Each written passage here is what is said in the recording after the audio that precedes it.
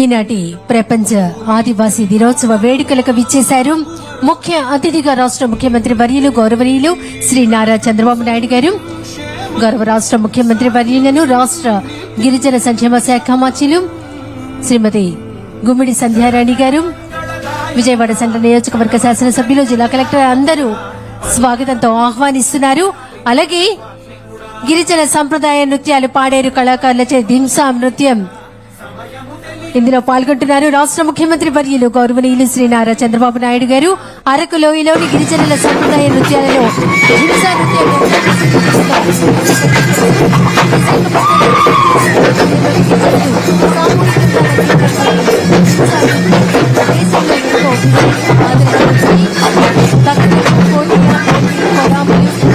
మూకతరులు లాంటి సుమారు 18 తెగలకు చెందిన గిరిజనులు ఈ దింసా నృత్యంలో పాల్గొంటున్నారు.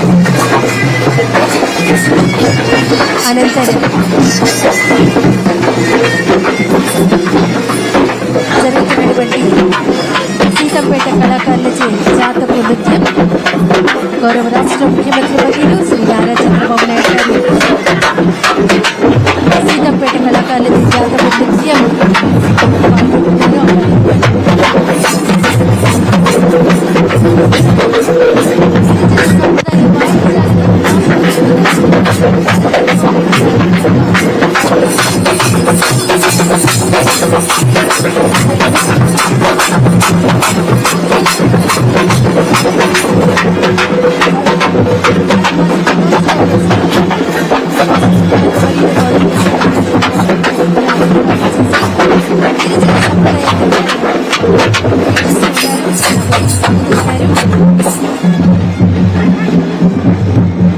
ఎన్నెన్నో నృత్యాలు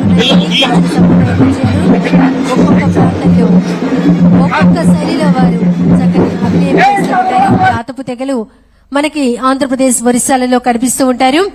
వారి ఆచారాలు, వారి సాంస్కృతిక పండుగలు అనేకమైనవి వారు జరుపుకుంటూ ఉంటారు. అనంతరం రాష్ట్ర ముఖ్యమంత్రి వర్యులు శ్రీ నారా చంద్రబాబు నాయుడు గారు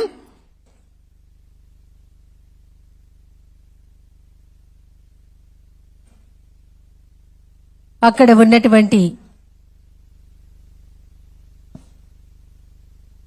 ఉత్పత్తులను వీక్షించడానికి విచ్చేస్తున్నారు. అలాగే దానికన్నా ముందు గిరిజన సంప్రదాయ నృత్యాలను పాల్గొంటున్నారు. గౌరవ రాష్ట్ర ముఖ్యమంత్రి వర్యులు శ్రీ నారా చంద్రబాబు నాయుడు గారు ఆంధ్రప్రదేశ్ అడవుల్లోని కోయా తెగలకు మరింత బలమైనటువంటి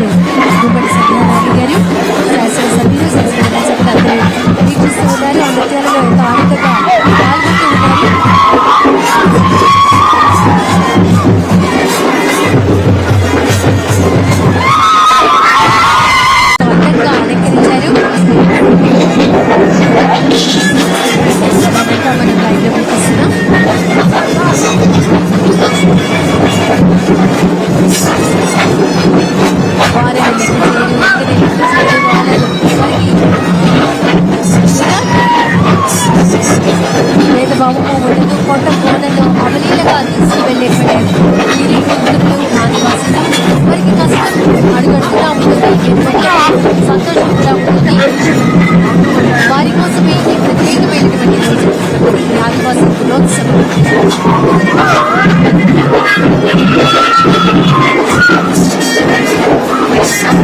కొమ్ముపోయే నృత్యం చేసినటువంటి బృందంతో రాష్ట్ర ముఖ్యమంత్రి వర్యులు గౌరవనీయులు నారా చంద్రబాబు నాయుడు గారు కూడా రిధం కలుపుతున్నారు. దాన్ని మనమంతా వీక్షిస్తున్నాం.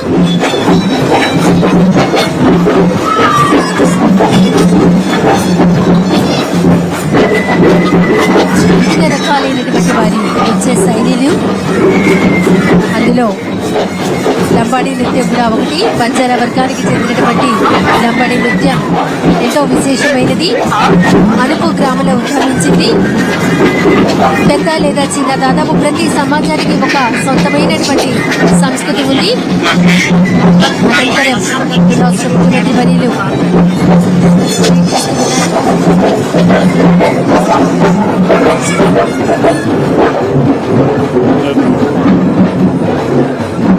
సార్ డివిజన్ సార్ ట్రైబల్ ఏరియాలో 4,000 హెక్టార్ వరకు అప్పటి నుంచి మనం అక్కడ వారి దగ్గరే మనం ఈ దారం చేస్తున్నాం సార్. దారం ఓకే మాట్లాడదాం.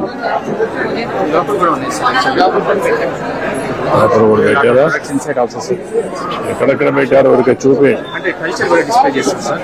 Yeah GCC production. This is coffee. This is actually coffee. it's not instant sir. This is sir. Actually ఇక్కడ practicing is done such a manner. It doesn't have that కదా. This is it sir. అంటే ఇక్కడ press చేసి ఆరమ్ of smell చేస్తారు. ఇక్కడ sir అక్కడే smell చేస్తారు. Yeah చాలా బాగా వస్తుంది. ఇది అన్ని లేటెస్ట్ అన్నిట్లో పెడుతున్నారు. ఇది ఇప్పుడు మనమే కాదు, బయట కూడా మార్కెట్ లో వైట్ మార్కెట్ కూడా GCC ద్వారా సప్లై అవుతుంది సార్. మనం కాదు అడిగేదంటే ఈ టెక్నిక్, కూడా మనం పెడుతున్నాం సార్. ఈ టెక్నిక్ అనేది ఇక్కడ వాడుతున్నారు అన్న. I think they may be using sir. అదే అడిగేది. Using sir. They may be using. This packaging technique sir. ఏంటో కాఫీనా? Yes sir, for you sir. అందరికి ఇవ్వండి. ఇక్కడ ఎమ్మెల్యేస్ కూడా ఉన్నారు చూడండి, నాన్ ట్రైబల్స్. బొండ ఉమా గారు వాళ్ళు ఉంటారు చూడండి ఒకసారి. వెంకట్రావు వాళ్ళందరూ తీసుకో Kannababu.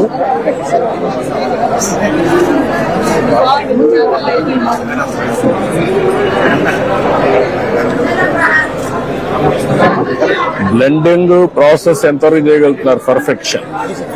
Coffee quality is one. Yes sir. Another is ఈ షాపుల్లో blending, Yes sir, yes sir.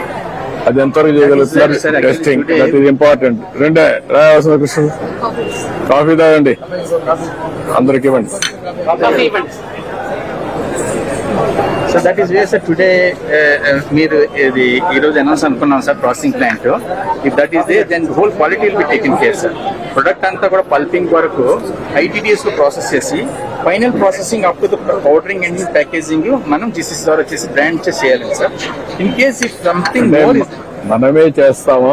No, sir. Out sourcing ఇచ్చి అవుట్ సోర్సింగ్ చేయాలి. ప్రాజెక్ట్స్ అన్ని అవుట్ సోర్సింగ్ చేసి క్వాలిటీ అంతా మనం కంట్రోల్ Already when చేసి we've gone for the GCC, same points we're discussing, sir.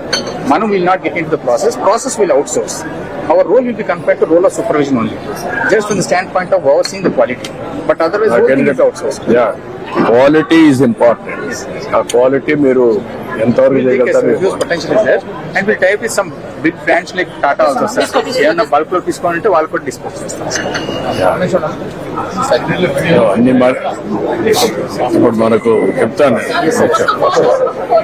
తీసారు కదా, తీసుకున్నారు కదా, తీసుకున్నారమ్మా. మేడం మేడం గారు మధ్యలో ఉండండి. మేడం గారు గ్రూప్ ఫోటో తాండ్రి దిగారు. కొంచెం సారే మధ్యాహ్నం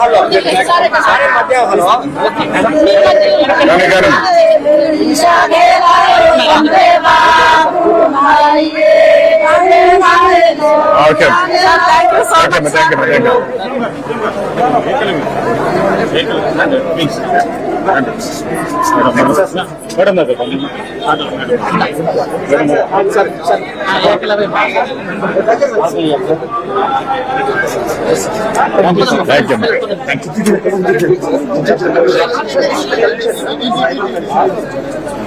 ట్రైబల్ కల్చర్ మన వైపు చేశారు సార్. మనం ఇది ప్రపంచ ఆదివాసీ పూర్వం వేసుకునే మన ఆంధ్రప్రదేశ్ ట్రైబల్ పూర్వీకులు వేసుకునేవారు. అది house hold categories, different measuring things, ఈ ఫుడ్ బౌల్స్, ఇవి చాలా ఓల్డ్ సార్. ఈ notes and year ornaments, tribal ornaments, pamphlets, heavy weight sir. ఇవి ఇంకా వాడుతున్నారు సార్. ఇవి ఇంకా మా ఇంట్లో కూడా కాస్తుల పేరు ఆడాలి మొత్తం అందరూ వాడుతున్నారు సార్. వైన్ నెక్లెసెస్, ఇది వెయిట్ ఎందుకంటే ఫిజికల్ మూవ్మెంట్ రిస్ట్రిక్ట్ చేయడానికి న్యూలీ మ్యారీడ్. ఇది సున్నపగాయలు సార్. ఆ పాత రోజుల్లో ముస్లిం వాళ్ళు లేడీస్ డబ్బులు ఇంట్లో కాసుకొని చీర కింద టైట్ పెట్టుకుంటే చీర కూడా టైట్ ఉంటుంది కాకుండా. ఇది నార్కోటిక్ పౌడర్స్ అనమాట. పగాకు సున్నపది మ్యాంగో షేప్ లో అది ఈ ప్రపంచ ఆధిపత్యానికి దీన్ని మనం ప్రిజర్వ్ చేసాం అనమాట.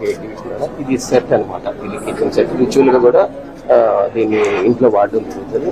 వాళ్ళకి పులి పండుగలు ఉంటుంది అనమాట. ఎక్కువ సారా అని మగవాళ్ళు ఎక్కువ బేటర్ మటన్ బేటర్ మామూలుగా మన చెత్తకాయలు కుంకుడుకాయలు ఇది ఒకటి పంప వీటికి ఒక ఇంపార్టెంట్ 5 సందర్భాన్ని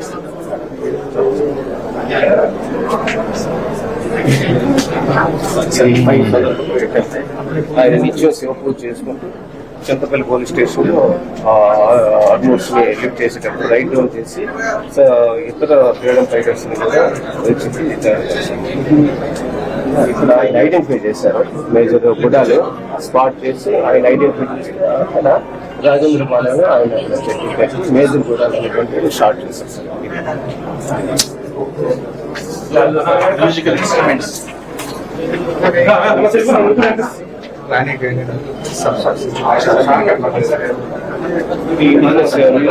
మీరు ఇదెందుకు పెట్టలేదు? మనం తెలంగాణ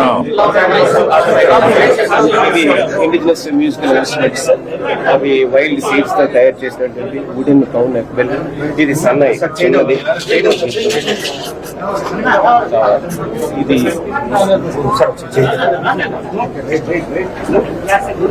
రణసింగ అంటారు సార్. పెద్ద పెద్ద ఫెస్టివల్ ఇదే మోడర్నైజేషన్ అంతా అక్కడ కూడా వచ్చి వాళ్ళు కూడా అడాప్ట్ చేశారు. ప్లేన్ ఏరియాలో మాదిగా కూడా అదే పెట్టుకున్నారు సార్. ఇవి మన రామ్ మనం 10 మంది వరకు పెట్టాం.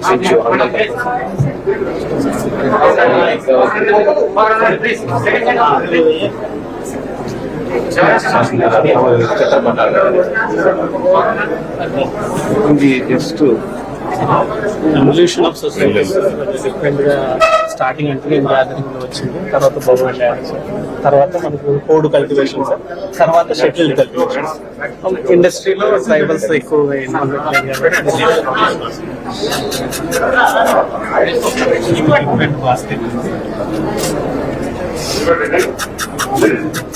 ఇవి wide range of basket sir. వాళ్ళు ఒక్క పెట్టెలు ఏరేటప్పుడు బాక్స్ పెట్టెలు ఏరేటప్పుడు వాళ్ళ పిల్లలకు కూడా చిన్న చిన్న ఇస్తారు. ఇది animal husbandry. So cow neck belt different ఫెస్టల్స్, standing ఫెస్టల్స్, sickles అన్నమాట. ఈ జీలి కళ్ళు గట్ట వేసేటప్పుడు ఇవి ఉపయోగిస్తారు. ఈ మిల్లెట్స్ ప్రతిదానికి స్పెసిఫిక్ టూల్ ఇవి వాడుతున్నారు సార్ ఎక్కువగా.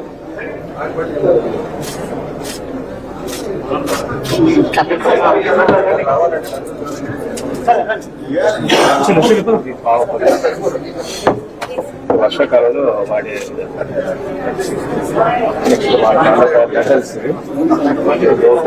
అమ్మలు చేసుకున్నాక వడ్డించడానికి ఇవే వాడతారు సార్. ఇది మేము డాక్యుమెంట్ చేసేటప్పుడు కంప్లీట్ ఫీల్డ్ డాక్యుమెంటేషన్ ఇలా చేస్తాం సార్. ఎవరైనా మన ఇన్స్టిట్యూట్ వచ్చి వాళ్ళు మీరు ఆ పక్క ఇది సాలిడ్ ట్రైపాలోనే ఫారం కొండ ప్రాంతంలో చేసేది.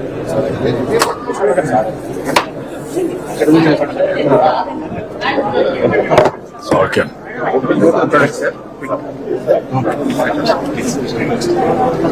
నమస్కారం.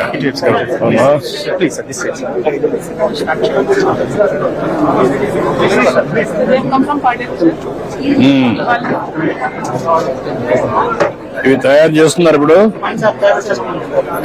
ఎక్కడ అమ్ముతున్నారు? ఎంతమంది చేస్తున్నారు ఇవి? ఒక ఊర్లో మాత్రం చేస్తున్నారా? ఎక్కడ అమ్మగలుగుతున్నారు ఇవన్నీ? అక్కడ అమ్మేస్తున్నారు. అదే ఇది ఇక్కడ కూడా మదనపల్లి దగ్గర ఎక్కువ చేస్తారు. అది ఆ products అక్కడ కూడా పెట్టాం. మదనపల్లి వాళ్ళు గిరిజనులు కాదనుకుంటా, మామూలు కూడా. యానాదులు ఎరుకలు వాళ్ళు అక్కడ ఉన్నారు సార్, మదనపల్లి ఏరియాలో. తిరుపతి ఏరియాలో వస్తారు సార్. మీరెక్కడమ్మా?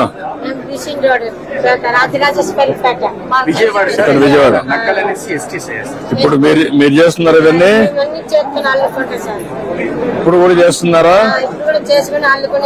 ఎన్ని కుటుంబాలు ఉన్నాయి? నీకు కాదు, మీ దగ్గర ఎంతమంది మనుషులు?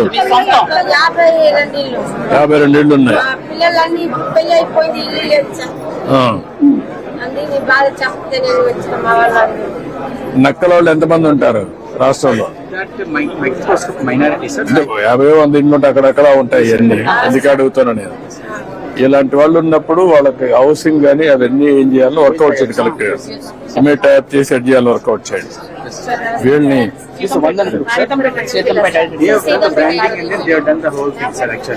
నువ్వు చెప్పమ్మా. మా రైతులు పండించిన పంటలు సార్, సిరిధాన్యాలు సార్. ఇప్పటికి కూడా మేము ఈ పంటలు తింటున్నాం సార్. ఈ పంటలు తినడం వల్ల ఆరోగ్యానికి మంచిదే సార్. ఇప్పుడు మేము టాబ్లెట్లు తక్కువ వాడుకొని ఇవి తిన్న వల్ల మాకు కొంచెం ఆరోగ్యంగా ఉంది సార్. మా రుచుల పంట సార్, మేము పండించి మేము తిన్నవేం సార్. మహిళా సంఘాల ద్వారా మేము పండిస్తున్నాం సార్. పండించి వ్యాపారం కూడా చేస్తాం సార్. నువ్వెంత చేస్తున్నావు వ్యవసాయం? నేనా సార్ 2.5 ఎకరాలు సార్. నువ్వమ్మా ఏమేం చేస్తున్నావు? చిరుధాన్యాలు 7 రకాల చిరుధాన్యాలు పండిస్తాను సార్. 7 రకాలు చేస్తున్నావు. సంవత్సరానికి ఎకరా ఎంత సంపాదిస్తున్నావు ఈ ప్యాక్ చేసిన తర్వాత? ప్యాక్ చేసిన తర్వాత సార్ మామూలుగా షాపుల్లో రేట్ అయితే మాత్రం 200 ఉంటుంది సార్. మా దగ్గర మేము పండించిన రేట్ అయితే మాత్రం 130 రూపాయలు సార్. ఒక కొరలు అయితే 130 రూపాయలు సార్. అదే షాప్ లో అనుకుంటే 220 రూపాయలు. ఎకరాకి ఎంత వస్తుంది నీకు? ఎకరాకి నాకు ఎలా చూసినా సరే ఒక పంటకి వస్తుంది సార్ 1,50,000 రూపాయలు వస్తుంది సార్ ఎకరాకి. ఇది కొంచెం ఆర్గానిక్ నేచురల్ ఫార్మింగ్ చేసి ఎరువులు ఇవ్వకుండా పండించే పంట సార్ మేము. Will not allow them to go for their own branding, sir. No. Actually, they will go. No. What I am saying, common brand పెట్టి కొంచెం రేట్ ఆర్గానిక్ సర్టిఫికేషన్ తెచ్చి రేట్ వచ్చి వర్కౌట్ మాట్లాడు. ఓకే.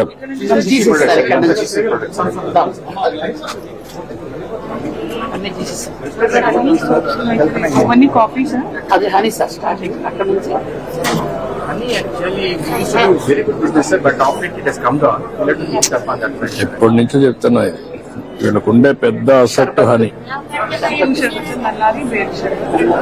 షర్బత్ కూడా పెద్దగా చేస్తారంటలేదు మీరు. ఒకప్పుడు చాలా వచ్చేది ఇక్కడ. ఈ చెంచు అంతా కూడా చేసేవాడు. అంటే మీకు శ్రీశైలం దగ్గర అక్కడ ఎక్కువ ఉండదు. అది ఇప్పుడు 5 స్టార్ హోటల్లో కూడా చాలా ఉన్నాయి బాగా. కొన్ని ఫారెస్ట్ ప్రొడ్యూస్ 5 స్టార్ హోటల్స్ చాలా డిమాండ్. మీరు ఎస్టాబ్లిష్ చేయలేకపోయారు. GCC లో the professionalism is to be brought in, sir, because professionals తీసుకోవాలి. ఓకే. బ్రాండ్ ఏమని పెట్టాం? గిరిజన హనీ.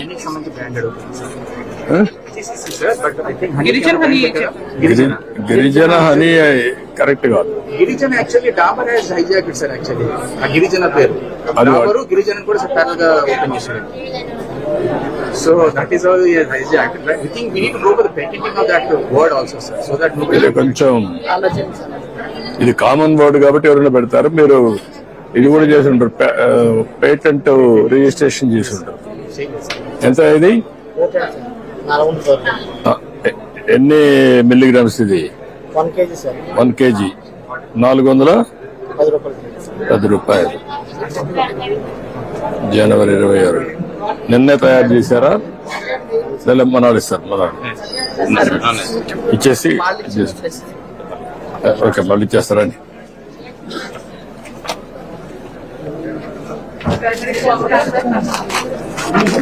బొప్పర్లు, పౌడర్స్, సోప్స్ కూడా చాలా బాగున్నాయి సార్. వాడుతున్నాం సార్ సోప్స్, చాలా బాగున్నాయి. Still there is something packaging and branding బాగా చేసి, but quality of the product is okay sir. అట్టుగా కదా ఇది. What is the material you are using? Raw material దీనికి ఇది నీమ్ లీవ్స్ ఉంటుంది sir. But definitely some chemicals also. ఎంత వరకు నేచురల్ గా పోగలుగుతారు? That is important. Organic certification దాని మీద ఇప్పుడు ఈ షీక్ ఓకే, మీరు ఏంటమ్మా ఎక్కడ పాడేరా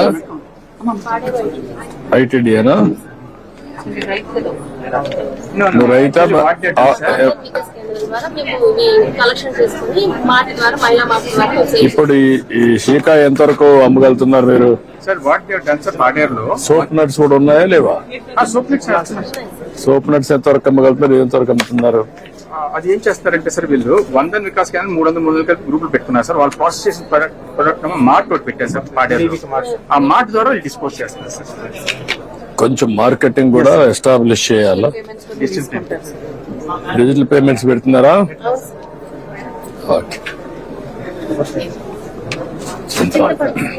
ఇప్పుడు ఎంత వస్తా ఉంది చింతపండు? సార్ 1 కేజీ ఎంత మరి రేటు? 170 రూపాయలకి.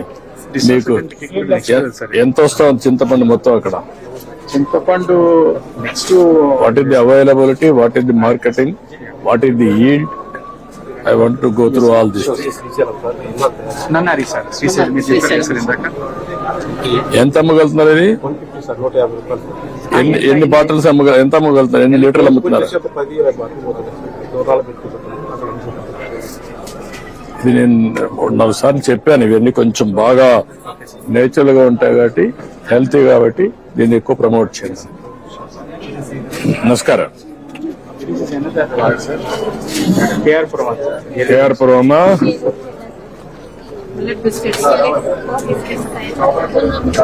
వీళ్ళే స్వయంగా తయారు చేస్తారు సార్ వెదురులతో. This also their own product sir. ఈ బ్రాండింగ్ ప్యాకేజింగ్ కొద్దిగా ప్రొవైడ్ చేస్తే క్వాలిటీ మీద కొద్దిగా FSSAI స్టాండర్డ్స్ మెయింటైన్ చేస్తే. అంటే మీరు ఒక పని చేయగలిగితే మొత్తం వీళ్ళు తయారు చేసే గ్రెయిన్స్ అన్ని తీసుకొని కొన్ని సొసైటీలో నేచురల్ ఫార్మింగ్ లో తీసుకొని కామన్ మ్యానుఫ్యాక్చరింగ్ యూనిట్ పెట్టి అక్కడి నుంచి ప్రాసెసింగ్ యూనిట్ పెట్టి మార్కెటింగ్ అని ఎస్టాబ్లిష్ చేస్తే బ్రాండ్ కింద it will be establish. This is your strength sir. Thank you. రాగి బిస్కెట్స్ చాలా బాగుంటాయి సార్. ఎంతమ్మా ఇది? 100 రూపాయలమ్మా. చూడు 100 రూపాయలు, 100 రూపాయలకి తీసుకో. స్వీట్ ఓకే చాలే వాళ్ళు ఇచ్చేస్తారు.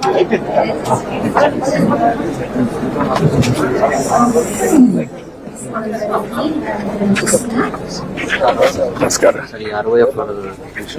తమ దగ్గర విచ్చేస్తున్నారు ఆంధ్రప్రదేశ్ రాష్ట్ర ముఖ్యమంత్రి వర్యులు గౌరవనీయులు శ్రీ నారా చంద్రబాబు నాయుడు గారు. సీజన్ లీడర్ ఒకసారి మీరు కాకంటారు పనులు చెట్లు జీవావరణం మాయం కాకుండా పశువుల్ని మచ్చిక చేసుకుని ఎన్ని అవమానాలు ఎదురైనా ఆదివాసీ ధైర్యంగా నిలబడి మన కోసం తమదైన భాషలో సంకేతాన్ని ఇస్తున్నారు.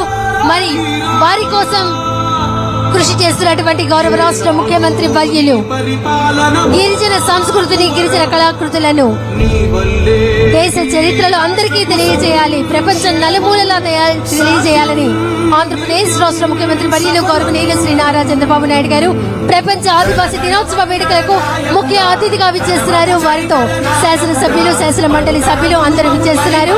అలాగే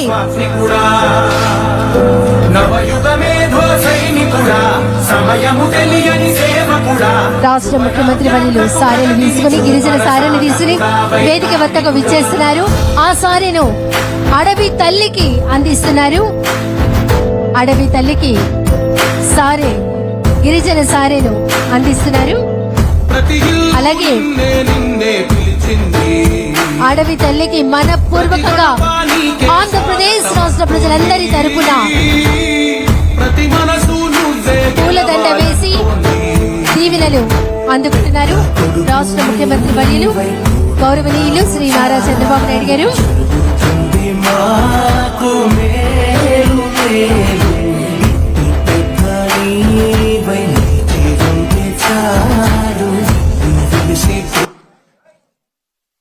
అడవి తల్లి ఆశీస్సులు తీసుకుంటూ ఉన్నారు.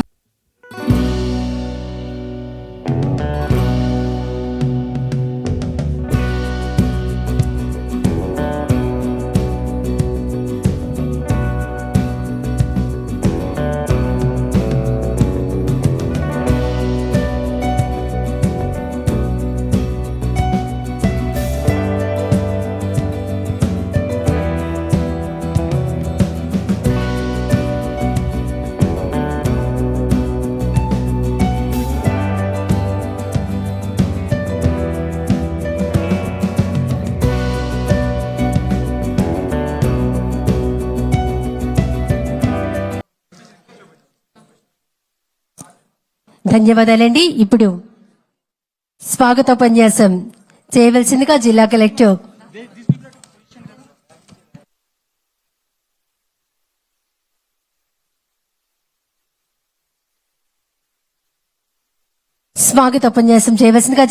సృజన మేడం గారిని ఆహ్వానిస్తున్నాం. అందరికీ నమస్కారం. ప్రపంచ ఆదివాసీ దినోత్సవ వేడుకలకు విచ్చేసిన గౌరవ ముఖ్యమంత్రి గారికి మా జిల్లా తరపున స్వాగతం తెలియజేస్తున్నాను. అలాగే విచ్చేసిన గౌరవ మంత్రి గారికి, ప్రజాప్రతినిధులకి, ట్రైబల్ వెల్ఫేర్ సెక్రటరీ గారికి, ఇతర అధికారులకి, మీడియా ప్రతినిధులకి, ఆదివాసీ నాయకులకి, ఇక్కడికి వచ్చిన ప్రజలందరికీ నమస్కారం. నాగరికత పరిడి వెళుతున్న ప్రపంచ సమాజాలన్నిటికీ మూలవాసులు ఆదివాసులే అని చరిత్రకారులు విస్పష్టం చెప్పిన విషయం. 1982లో జరిగిన United nations working group of indigenous population మీటింగ్లో ప్రపంచ ఆదివాసీ తెగల ప్రజల యొక్క హక్కుల గురించి తెలుసుకొనుట తగు సూచనలు, తోడ్పాటు చేశారు. 2014 నుండి ప్రతి సంవత్సరం మీటింగ్ జరిగిన ఆ రోజున ప్రపంచ ఆదివాసీ దినోత్సవంగా జరుపుకోబడుతున్నది. ప్రపంచవ్యాప్తంగా జీవ వైవిధ్యం మరియు పర్యావరణ వ్యవస్థను రక్షించడంలో ముఖ్య భూమిక పోషిస్తున్న ఆదివాసులను, వారి సాంప్రదాయాన్ని, జీవన విధానాన్ని గౌరవించుకునే ఈ కార్యక్రమానికి విచ్చేసిన ప్రతి ఒక్కరికి పేరు పేరున హృదయపూర్వక ధన్యవాదాలు తెలియజేస్తూ గౌరవ ముఖ్యమంత్రి గారికి మరి ఒకసారి స్వాగతం తెలియజేస్తున్నాను. ధన్యవాదాలు మేడం. గౌరవ రాష్ట్ర ముఖ్యమంత్రి వర్యులు కొమ్ము కోయ వారికి అందజేయడం జరిగింది. తర్వాత విజయవాడ సెంట్రల్ నియోజకవర్గ శాసనసభ్యులు గౌరవనీయులు శ్రీ బోండా ఉమామహేశ్వరరావు గారిని మాట్లాడవలసిందిగా కోరుతున్నాం.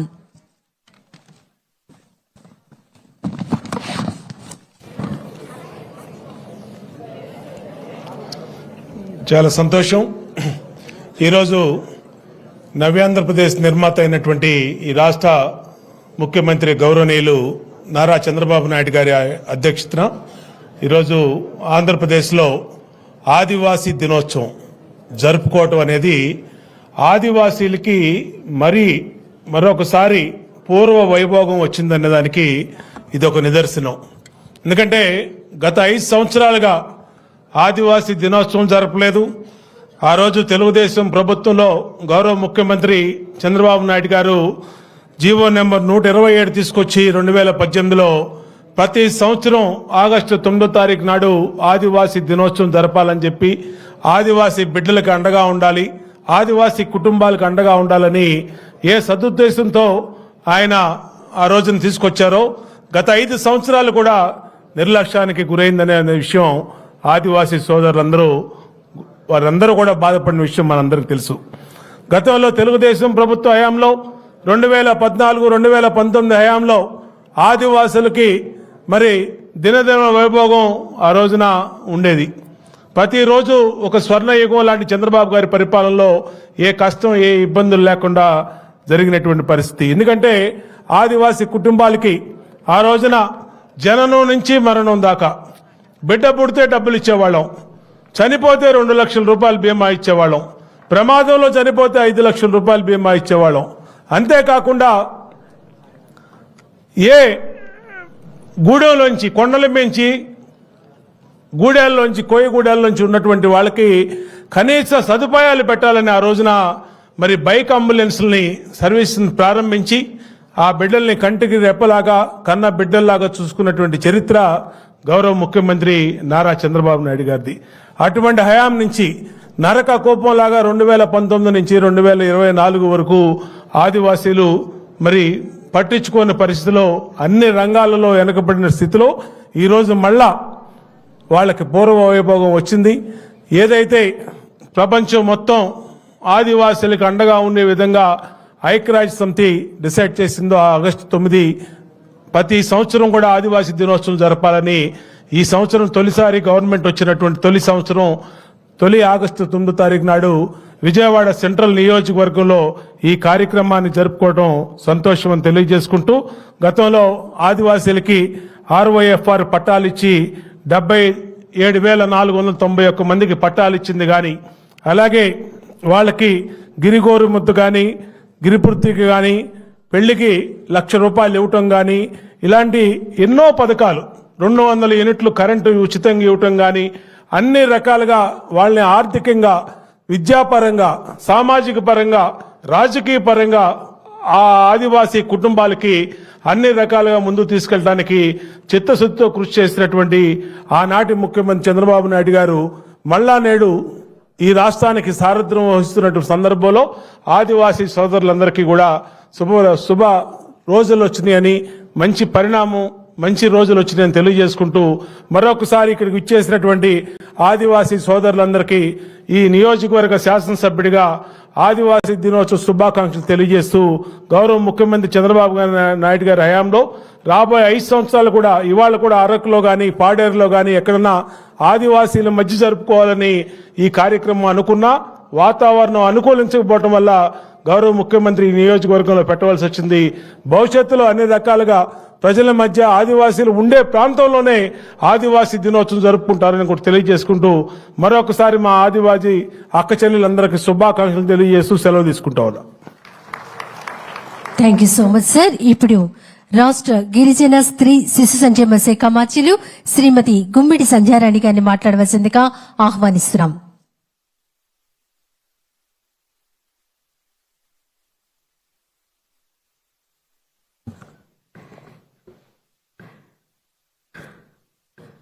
అందరికీ నమస్కారం. ఈరోజు ఆదివాసీలందరినీ ఆశీర్వదించడానికి, మన పండుగలో భాగం పంచుకోవడానికి విచ్చేసినటువంటి గౌరవ మాన్యశ్రీ ముఖ్యమంత్రి వర్యులు చంద్రబాబు నాయుడు గారికి నా పాదాభివందనం గిరిజన మిత్రుల తరపున తెలియజేసుకుంటున్నాను. అలాగే ఇక్కడ కూర్చున్నటువంటి పెద్దలందరికీ, స్థానిక శాసనసభ్యులు అన్న ఉమా గారికి, అలాగే ఇక్కడికి విచ్చేసినటువంటి మిగిలిన శాసనసభ్యులకు, శాసన మండలి సభ్యులకు, ముందు కూర్చున్నటువంటి నా గిరిజన సోదరిమణులకు, పాత్రికేయ మిత్రులకు అందరికీ నా హృదయపూర్వక నమస్కారాలు తెలియజేసుకుంటున్నాను. ఎక్కడో విసిరేసినట్టుగా ఊర్లుండి, అక్కడక్కడ పల్లెలుండి, ఎక్కడో అటవీ ఉత్పత్తుల్ని అరకొరగా తెచ్చుకొని అమ్ముకొని కడుపు నింపుకుంటున్నటువంటి గిరిజన సోదరిమణులకు కొన్ని దశాబ్దాలుగా అలాగే జీవనం గడుపుతున్న సమయంలో గిరిజనుల సోదరుల బ్రతుకు ఎంత దుర్బలంగా ఉందా అని ఆలోచించి విశ్వవిఖ్యాత నట సార్వభౌములు నందమూరి తారక రామారావు గారు మొట్టమొదటిసారిగా గిరిజనుల అభ్యున్నతి కోసం, గిరిజనుల పురోగతి కోసం, గిరిజనులందరినీ అభివృద్ధి చెయ్యాలని ఆ రోజు సంకల్పించి ఐటీడీఏను మొట్టమొదటిసారిగా తెరిపారు. ఆ రోజు ఐటీడీఏ వచ్చిన తర్వాత గిరిజన సోదరిమణులందరికీ ఎలా బ్రతకాలి, ఎలా ఉండాలి తెలిసింది. అలాగే గిరిజన గ్రామాలలో స్కూల్స్ ఉండాలని ఆశ్రమ పాఠశాలలు ఆ రోజు ఏర్పాటు చేసి మనందరికీ చదువుకునే విధంగా ఆ రోజు ఏర్పాటు చేశారు. ఆ రోజు వరకు సజ్జలు, జొన్నలు, రాగులు ఇట్లాంటి చిరుధాన్యాలు మాత్రమే భోజనం చేసే మనకి 2 రూపాయల కిలో బియ్యం ఇచ్చి వరి బువ్వని పరిచయం చేసింది ఆ రోజు ముఖ్యమంత్రి వర్యులు నందమూరి తారక రామారావు గారని నేను సగర్వంగా చెప్పగలను. అదే బాటలో తర్వాత మన ఆరాధ్య దైవం నందమూరి తారక రామారావు గారు తర్వాత మన ప్రత్యక్ష దైవం ఈరోజు నారా చంద్రబాబు నాయుడు గారు వచ్చిన తర్వాత గిరిజన విద్యలో మార్పులు. ఆ రోజు ఆశ్రమ పాఠశాలలుంటే ఈరోజు గురుకులాలు, ఆశ్రమ పాఠశాలలు, ఏకలవ్య స్కూల్స్, అలాగే స్కూల్ ఆఫ్ ఎక్సలెన్స్లు, అలా ఎన్నో స్కూల్స్ పెట్టి గిరిజన విద్యార్థుల్ని అభివృద్ధి పదంలో నడిపిస్తూ వాళ్ళకి విద్యను పూర్తిగా అభ్యసించే విధంగా చేస్తూ ఉన్నత విద్య కోసం అంబేద్కర్ ఓవర్సీస్ విద్య అని కూడా పెట్టి మనల్ని విదేశాలు కూడా పంపించి చదివించే ఘనత ఇప్పటి ముఖ్యమంత్రి మన నారా చంద్రబాబు నాయుడు గారిదని నేను సగర్వంగా తెలియజేయగలను. అలాగే విద్యతో పాటు వైద్యానికి కూడా ప్రాధాన్యత ఇచ్చి ప్రతి ఊర్లో కూడా హాస్పిటల్ ఉండాలి. హాస్పిటల్ లేని దగ్గర కనీసం ఒక చిన్న సబ్ సెంటర్ హెల్త్ అయినా ఉండాలి అని చంద్రబాబు నాయుడు గారు ఏర్పాటు చేసిన తర్వాత గిరిజన గ్రామాలలో డోలీ మోతలు ఎక్కువగా ఉన్నాయని ఫీడర్ అంబులెన్సులు పెట్టి డోలీ మోతలకి చరమగీతం పాడాలని తీసుకున్నటువంటి నిర్ణయం మనం ఎంతో అభినందించవలసిన విషయం. ఈ రోజు కూడా గిరిజన ఆడపడుచులు రోడ్ల మీద డెలివరీ అవుతున్నాయంటే మనం ఎంతో సిగ్గుపడుతూ బాధపడుతున్నాం. అలాంటి పరిస్థితి నుండి గిరిజన గర్భిణీ వసతి గృహాలు ఏర్పాటు చేసి గిరిజనులకు ఫీడర్ అంబులెన్స్లు ఏర్పాటు చేసింది ఆ మహానుభావుడు చంద్రబాబు నాయుడు గారిని మాత్రం నేను సగర్వంగా తెలియజేసుకుంటున్నాను. అలాగే మన గిరిజన ప్రాంతాల్లో ముఖ్యంగా త్రాగునీరు, సాగునీరు, విద్య, వైద్యం, రోడ్లు ఈ 5 ఉంటే పూర్తి స్థాయిలో 80% కష్టాలు మనకు పోయినట్టే. ఇలాంటి కష్టాలన్నీ తప్పించడానికి గిరిజనులకు దాదాపు 250 గ్రావిటీ స్కీమ్స్ ఇచ్చి 70,000 కుటుంబాలకి త్రాగునీరు అందించింది మన చంద్రబాబు నాయుడు గారని మీకు సగౌరవంగా తెలియజేసుకుంటున్నాను. అలాగే రోడ్లు చంద్రన్న బాట అని, చంద్రన్న కనెక్టివిటీ రోడ్స్ అని ఆ రోజు వేస్తే గత 5 సంవత్సరాల్లో ఉన్నటువంటి జగన్మోహన్ రెడ్డి అన్ని వ్యవస్థల్ని అస్తమస్తం చేసేశారు సార్. పూర్తిగా ఫీడర్ అంబులెన్స్లు క్యాన్సిల్ అయిపోయాయి, బెస్ట్ అవైలబుల్స్ క్యాన్సిల్ అయిపోయాయి, గిరిపుత్రిక కళ్యాణ పథకం క్యాన్సిల్ అయ్యింది.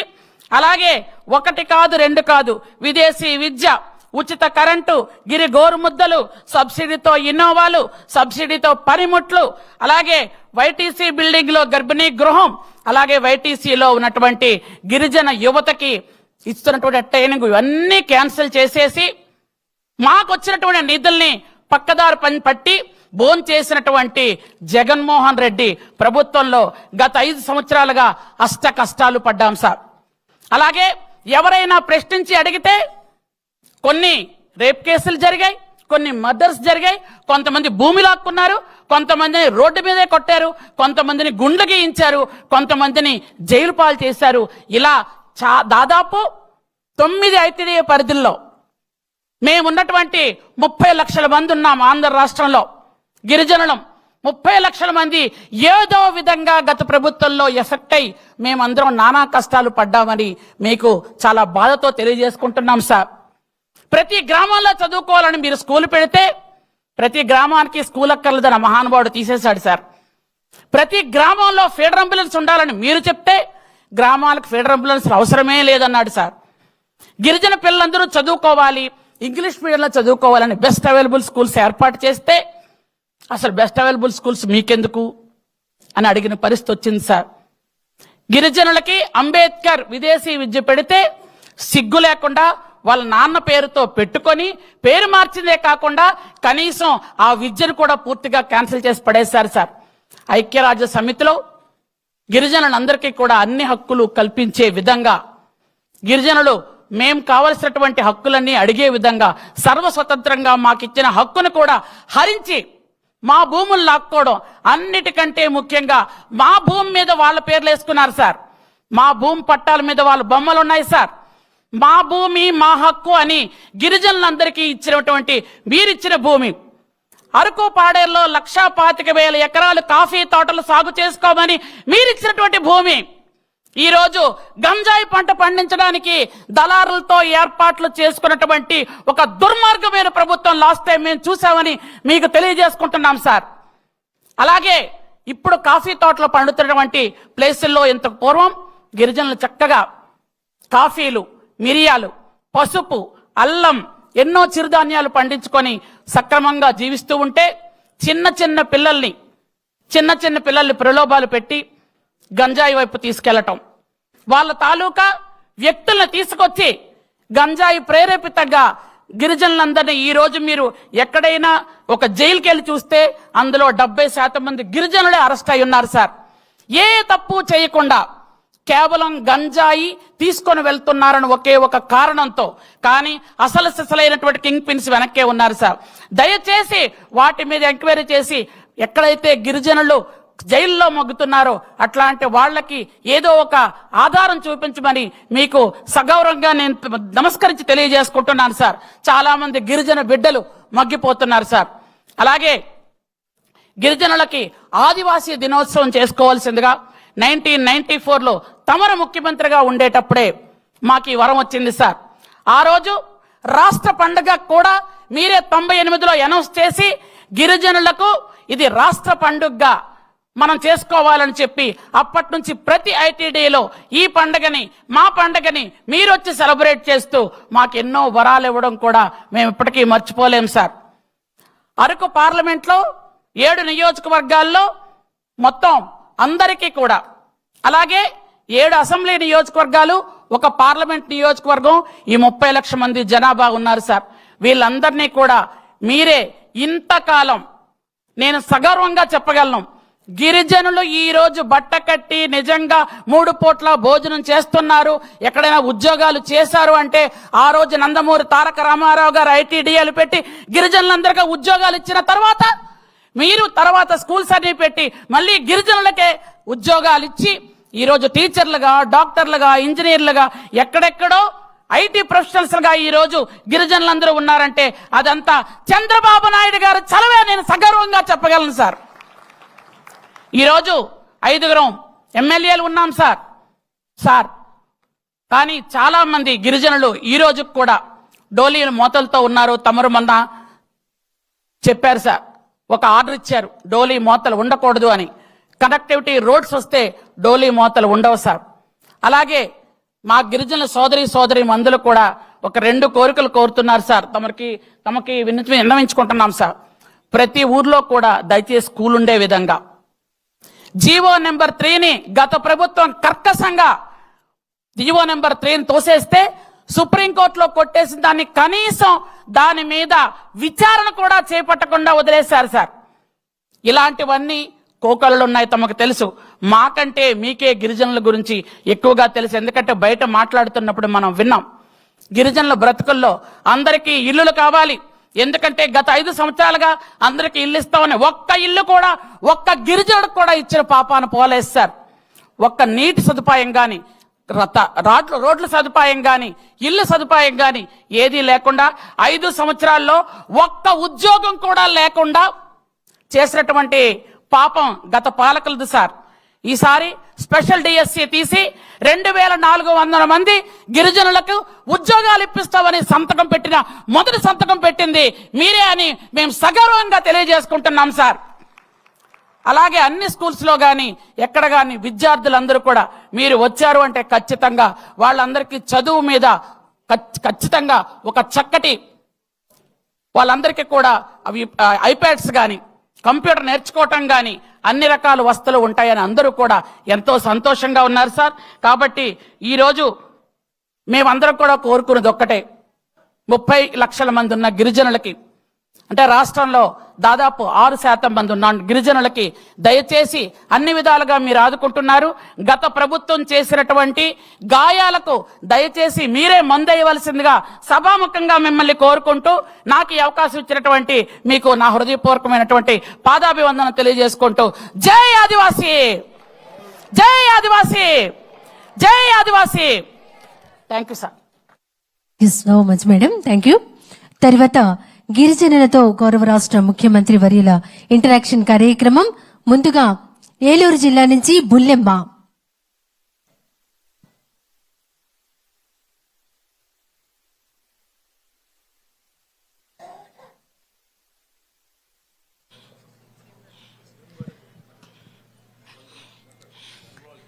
నా పేరు కల్లం బుల్లెమ్మ అండి. ఏలూరు జిల్లా ఐటీడీఏకేఆర్పురం బుట్టైగూడి మండలం నుంచి వచ్చానండి. నేను 2016 సంవత్సరంలో చిరుధాన్యాలతో బిస్కెట్ల తయారీ నేర్చుకున్నానండి. అంతకుముందు మేము మిషన్ కుట్టేవాళ్ళము, పొలం పనికి వెళ్ళేవాళ్ళమండి. 2016 సంవత్సరం ప్రభుత్వ ఆఫీసర్లు వచ్చి మీకు సిరిధాన్యాలతో బిస్కెట్లు తయారు చేయించడానికి నేర్చుకుంటారా అన్నారండి.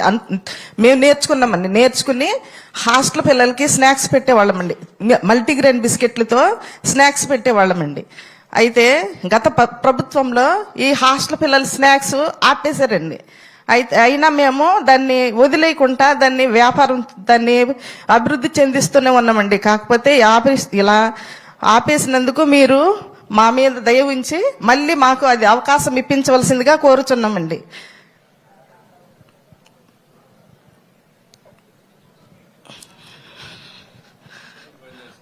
వంద మంది పని చేస్తున్నామండి. అక్కడ 30 మందితో స్టార్ట్ చేస్తామండి. 100 మంది పని చేస్తున్నామండి. 100 మంది పని చేస్తున్నారు. అవునండి. మీరు పండించిన పంటేనా చిరుధాన్యాలు లేకపోతే అవునండి. బయట నుంచి తీసుకుంటున్నారా? మేము పండించిన పంటేనండి, రైతుల దగ్గర తీసుకుంటామండి, కొంత మేము పండించిన పంట తీసుకుంటామండి. రెండు కలిపి మీరు ఆ, సిద్ధం అవునండి. చేస్తున్నారు. కుక్కునూరులో కూడా మీకు మేము బిస్కెట్లు ఇచ్చామండి, ఇప్పుడు అరకులో కూడా ఇచ్చామండి బిస్కెట్లు మేము. ఇప్పుడు ప్రాసెస్ ఏమున్నాయి మీ దగ్గర? ఏమున్నాయి? యూనిట్ ఎట్టుంది? ఎట్లా చేస్తున్నారు? మల్టీగ్రెయిన్ బిస్కెట్లు, జొన్న బిస్కెట్లు, రాగి బిస్కెట్లు. దానికి కావాల్సిన మెషినరీ ఎంత ఉందా? మిషనరీ అంతా ప్రభుత్వమే మాకు ఫ్రీగా ఇచ్చిందండి. ఎంత ఖర్చు పెట్టారు అప్పట్లో? అప్పట్లో మేమైతే ఒక్క రూపాయితో ఖర్చు పెట్టలేదండి. ట్రైనింగ్ ఇచ్చేసారు, ట్రైనింగ్ ఇచ్చిన తర్వాత మిషనరీ మొత్తం ఫ్రీ ఇచ్చేసారండి. ఐటీడీఏ తరపు నుంచి మాకు 2 యూనిట్లు రన్నింగ్ అవుతున్నాయండి అక్కడ. అయితే దాంట్లో ఒక 30 వేలు మాకు ట్రైనింగ్ సబ్సిడీ కింద ఇచ్చారండి. ఇప్పుడు 100 మంది మీరు చేస్తున్నారు కదమ్మా, వేరే ఇక్కడ అమ్ముతున్నారు కదా? అవునండి, షాపులకు అమ్ముతున్నామండి. షాపులకు అమ్ముతారు. ఎంత అమ్మగలుగుతున్నారు? కరోనా ముందు అయితే 12 లక్షల వరకు టర్న్ ఓవర్ అయిందండి. కరోనా తర్వాత కొంచెం బ్రేక్ అయిందండి. హాస్టల్ బిస్కెట్లు కూడా స్నాక్స్ ఆపేశారు కదండి, అందుకని కొంచెం కాస్త డల్గా ఉందండి. ఇప్పుడు పెద్దగా అమ్మలేకపోతున్నారు. అమ్ముతున్నాం కానీ హాస్టల్ ఉంటే కొంచెం ఇంకొంచెం మాకు మీరు ఎంకరేజ్ చేసినట్టు ఇప్పుడు ఉంటుందండి. ఈ నెల పోయిన నెల ఎంత అమ్మగలిగారు? ఈ నెల పోయిన నెల ఒక 2 లక్షల వరకు అండి. పెద్ద మార్కెట్ ఏమి ఉండట్లేదండి, బయట షాపులకి మొత్తం మెడికల్ షాప్. 100 మంది ఉన్నారు, 2 లక్షల వరకు అమ్మగలిగారు. అవునండి. ఓకే, నేను మాట్లాడు. అలాగే sir, thank you sir. Thank you అమ్మా. తర్వాత ఎన్టీఆర్ జిల్లా నుంచి బాణావతి జ్యోతి గారు.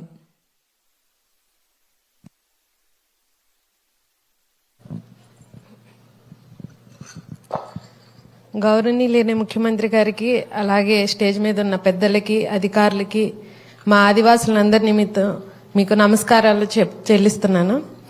నా పేరు జ్యోతి అండి. నేను లంబాడీ జాతికి సంబంధించిన అమ్మాయిని. మాది లలితా గిరిజన మహిళా మండలి ఆర్గనైజేషన్ విజయవాడలో ఉందండి. ఆ సంస్థ ద్వారా మేము 1996లో స్టార్ట్ చేశాము. 1997లో ఎస్టీ కార్పొరేషన్ ద్వారా లోన్ తీసుకొని ఒక 8 మిషన్లతో మేము స్టార్ట్ చేయడం జరిగింది సార్. సో అక్కడ స్టార్ట్ చేసిన తర్వాత ఎస్టీ కార్పొరేషన్ ద్వారానే ST school uniforms stitching orders అనేవి మాకు ఇచ్చారు సార్ ట్రైబల్స్ కి. అయితే ఏంటంటే అప్పటి నుంచి కూడా 2018 వరకు కూడా మేము 10 మంది ఎంప్లాయీస్ తో స్టార్ట్ చేసి 500 మంది ట్రైబల్ లేడీస్ తో మేము స్టిచ్చింగ్ చేయడం అయితే జరిగింది. అయితే 2018 నుంచి అయితే ఎటువంటి యూనిఫామ్స్ అనేవి మాకు రాలేదు. సో అలాగే 500 మంది మహిళలు అనేవాళ్ళు మళ్ళీ యథావిధిగా ఫ్రూట్స్ అమ్ముకోవడానికి, పొలం పనులకి అనేది వెళ్తున్నారు సార్. అయితే 2014 నుంచి మేము ట్రైనింగ్ ప్రోగ్రామ్స్ అనేవి చేస్తున్నాం. మీ ఆధ్వర్యంలో మెప్మా ఏపీఎస్ఎస్డిసి ద్వారా 1000కి పైగా ఏజెన్సీ ప్రాంతాల్లో ట్రైబల్స్ కి మేము ట్రైనింగ్ ఇచ్చి వాళ్ళకి జీవనోపాధి కల్పించాము. సో మేము 2019 నుంచి ఎటువంటి ట్రైనింగ్ ప్రోగ్రామ్స్ అనేది మేము చేయట్లేదు. సో మీ ద్వారా మేము ఇంకొంతమంది నిరుద్యోగ ట్రైబల్స్ కి మేము ట్రైనింగ్ ఇవ్వాలని అనుకుంటున్నాం సార్. అలాగే 500 మంది మహిళలకు కూడా మేము ఏదోటి స్టిచ్చింగ్ వర్క్ అనేది మా ద్వారా చేయాలని మేము అనుకుంటున్నాం సార్. మరి మీ సహకారం మాకు ఉండాలని కోరుకుంటున్నాం సార్.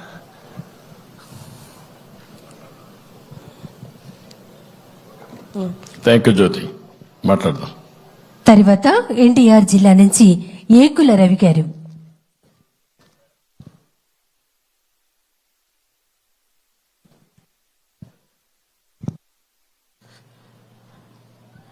ప్రపంచ ఆదివాసీ దినోత్సవానికి విచ్చేసిన గౌరవనీయులు ముఖ్యమంత్రి చంద్రబాబు నాయుడు గారికి నా హృదయపూర్వక ధన్యవాదములు సార్. ఇక్కడికి వచ్చిన ఆదివాసీ బిడ్డలందరూ కూడా నా హృదయపూర్వక ధన్యవాదములు సార్. నేను ఎన్టీఆర్ జిల్లా యానాది కమ్యూనిటీస్, ఎన్టీఆర్ జిల్లా కౌలూరు గ్రామం జీకొండ్రు మండలం నుంచి వచ్చాను సార్. నా పేరు రవి. నేను యానాది కమ్యూనిటీ నుంచి వచ్చాను సార్. సార్ మా యానాది జాతిని ఎక్కడా కూడా గుర్తించట్లేదు సార్. తమ ప్రభుత్వంలోనే మాకు 35 ఇల్లులు మీరే శాంక్షన్ చేశారు సార్. మరి రోడ్లు కూడా మీరే శాంక్షన్ చేశారు సార్. మాకు ఎటువంటి జీవన ఆధారం కోసం చాలా ఇబ్బందులు పడుతున్నాం సార్. మాకు మా జీవన ఆధారం వచ్చేసి చేపల వేట సార్. మాది చేపల వేటకి సంబంధించిన మాకు ఎటువంటి సబ్సిడీ లోన్ కూడా గత ప్రభుత్వంలో మాకు ఎటువంటి కూడా అందలేదు సార్. మీరు మాకు ఆ సబ్సిడీ లోన్లు ఇప్పించగలని కోరుకుంటున్నాను సార్. సార్ చుట్టుపక్కల 5 గ్రామాల్లో కూడా నేను డిగ్రీ చేసి ఉన్నాను సార్. కానీ నేను ఇప్పుడు చేపలు పట్టుకుని వ్యాపారం సాగుతున్నాను సార్. ఎటువంటి ఉద్యోగం లేక నేను చాలా ఇబ్బందులు పడుతున్నాను సార్. ఇక్కడ మా కౌలూరు గ్రామంలోనే చేపలు పట్టుకుని వ్యాపారం చేసుకుంటాను సార్.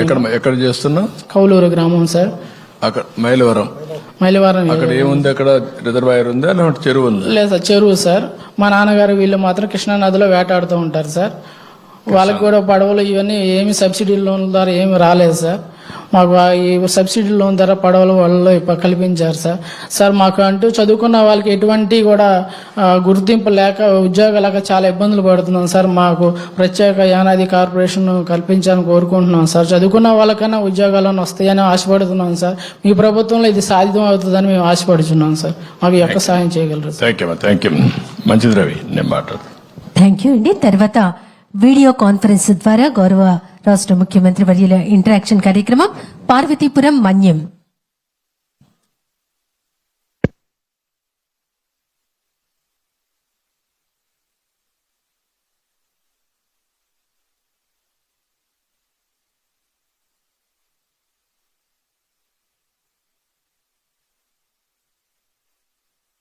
ముఖ్యమంత్రి వర్యులకు జిల్లా ప్రజల తరఫున, గిరిజనుల తరఫున హృదయపూర్వక నమస్కారాలు సార్.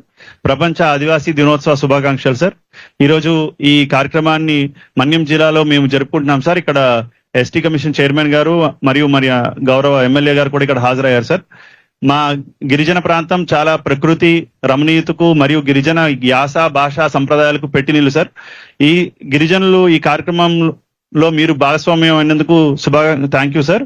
అండ్ ఇక్కడ మాతో మాట్లాడడానికి మీరు ముందుకు రావడం మాకు చాలా సంతోషం సార్. ఈ కార్యక్రమంలో మీతో మాట్లాడడానికి సీతంపేట మండలానికి చెందినటువంటి ఒక గిరిజన మహిళ సార్, సవర తులసి అనే వారు మీరుతో మాట్లాడుతూ అంటున్నారు సార్. మీరు అనుమతిస్తే.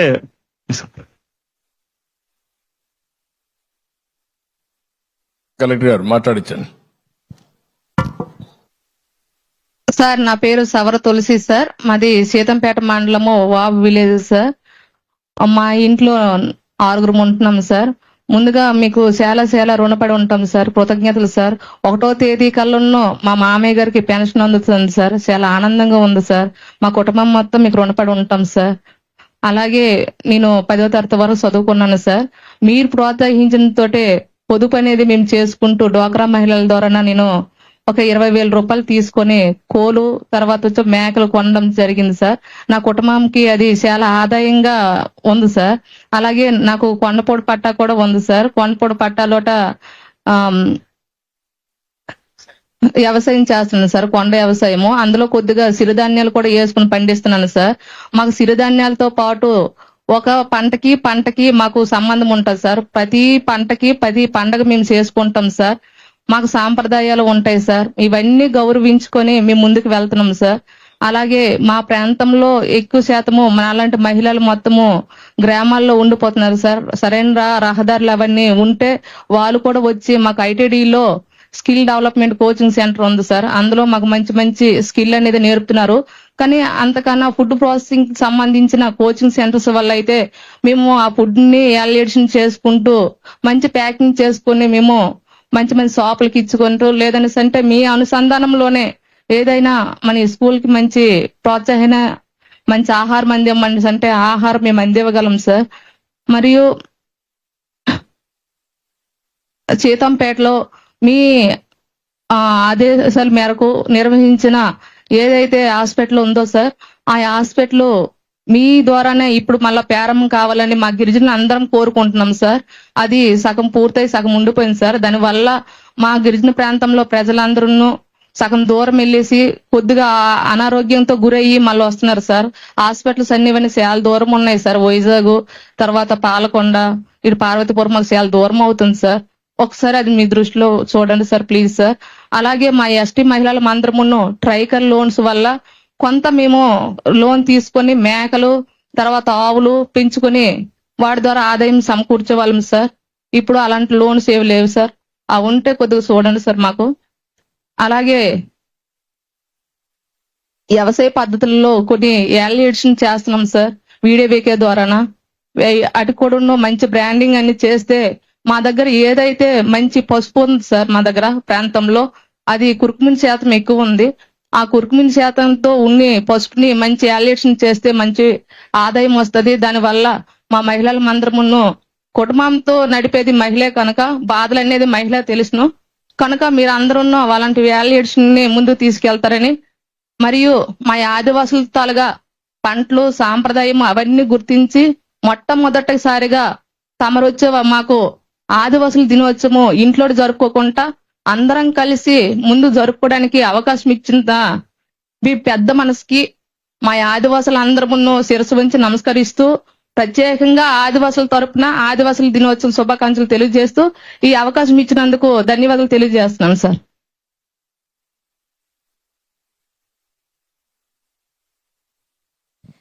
థ్యాంక్ యూ అమ్మా.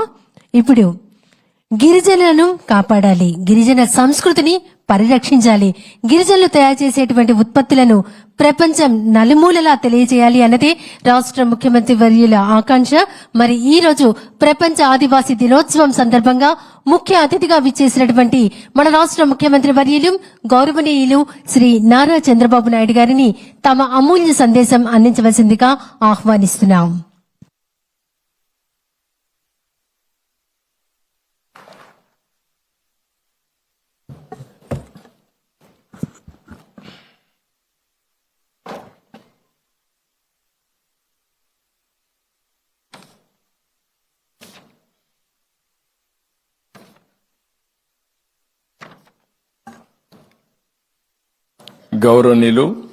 గౌరవనీయురాలు honourable minister for tribal welfare, women and child welfare Srimathi Gummadi Sandhyarani garu, గౌరవనీయులు ex national ST commission member Sri Gurunatham garu, honourable గౌరవ శాసన మండలి సభ్యురాలు పసుమర్తి అనురాధ గారు, స్థానిక శాసనసభ్యులు గౌరవనీయులు బోండా ఉమామహేశ్వరరావు గారు, ఈ కార్యక్రమానికి ఇచ్చేసిన గౌరవ శాసనసభ్యులు, సెక్రటరీ ట్రైబల్ వెల్ఫేర్ కన్నబాబు గారు, అదే మరి ఇక్కడనే కాకుండా రాష్ట్రం నలుమూలల నుంచి మొత్తం ఐటీడీఏ అన్ని ప్రాంతాల నుంచి అనుసంధానం అయ్యారు. వారందరినీ ఇప్పుడు మనం చూస్తే ITDA office Seethampeta, government junior college Parvathipuram, ITDA office RC Varam, ITDA KR Puram, TWRS Sunnipenta Srikakulam, APRS Chintur, Girijan Bhavan Nellore, ఈ విధంగా వివిధ ప్రాంతాల నుంచి ఆదివాసులందరూ కూడా ఈరోజు ఈ కాన్ఫరెన్స్ లో ఉన్నారు. వారందరికీ పేరు పేరున మనస్ఫూర్తిగా అంతర్జాతీయ గిరిజన దినోత్సవ సందర్భంగా మనస్ఫూర్తిగా శుభాకాంక్షలు, అభినందనలు, శుభాభినందనలు. ఇప్పుడే నేను బయట చూశాను. ఒక విధంగా చెప్పాలంటే అనేక కళలు ఉన్నాయి. అరకుకు పోతే ఆడ గిరిజన నృత్యం దేశానికి ఒక ప్రత్యేకత ఉంది. అనేక సాంప్రదాయాలు, మీకు అనేక విధాలుగా ఎన్నో కళలున్నాయి. అలాంటి కళలుండే వ్యక్తులందరూ కూడా గిరిజనులు ఇంకా చాలా వెనుకబడి ఉన్నారు.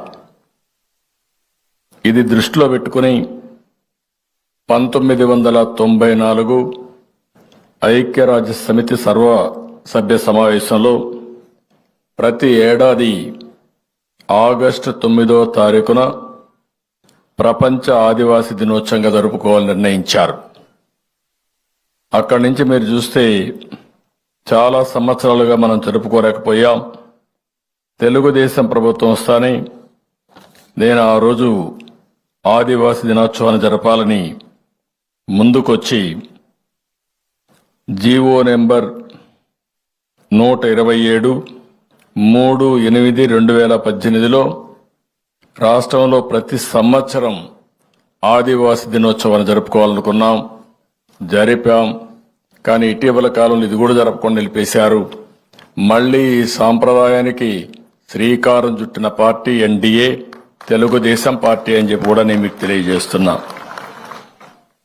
ఈరోజు మన దేశానికే రాష్ట్రపతి ద్రౌపది ముర్ము గారు ఉండడం మనందరికీ గర్వకారణం.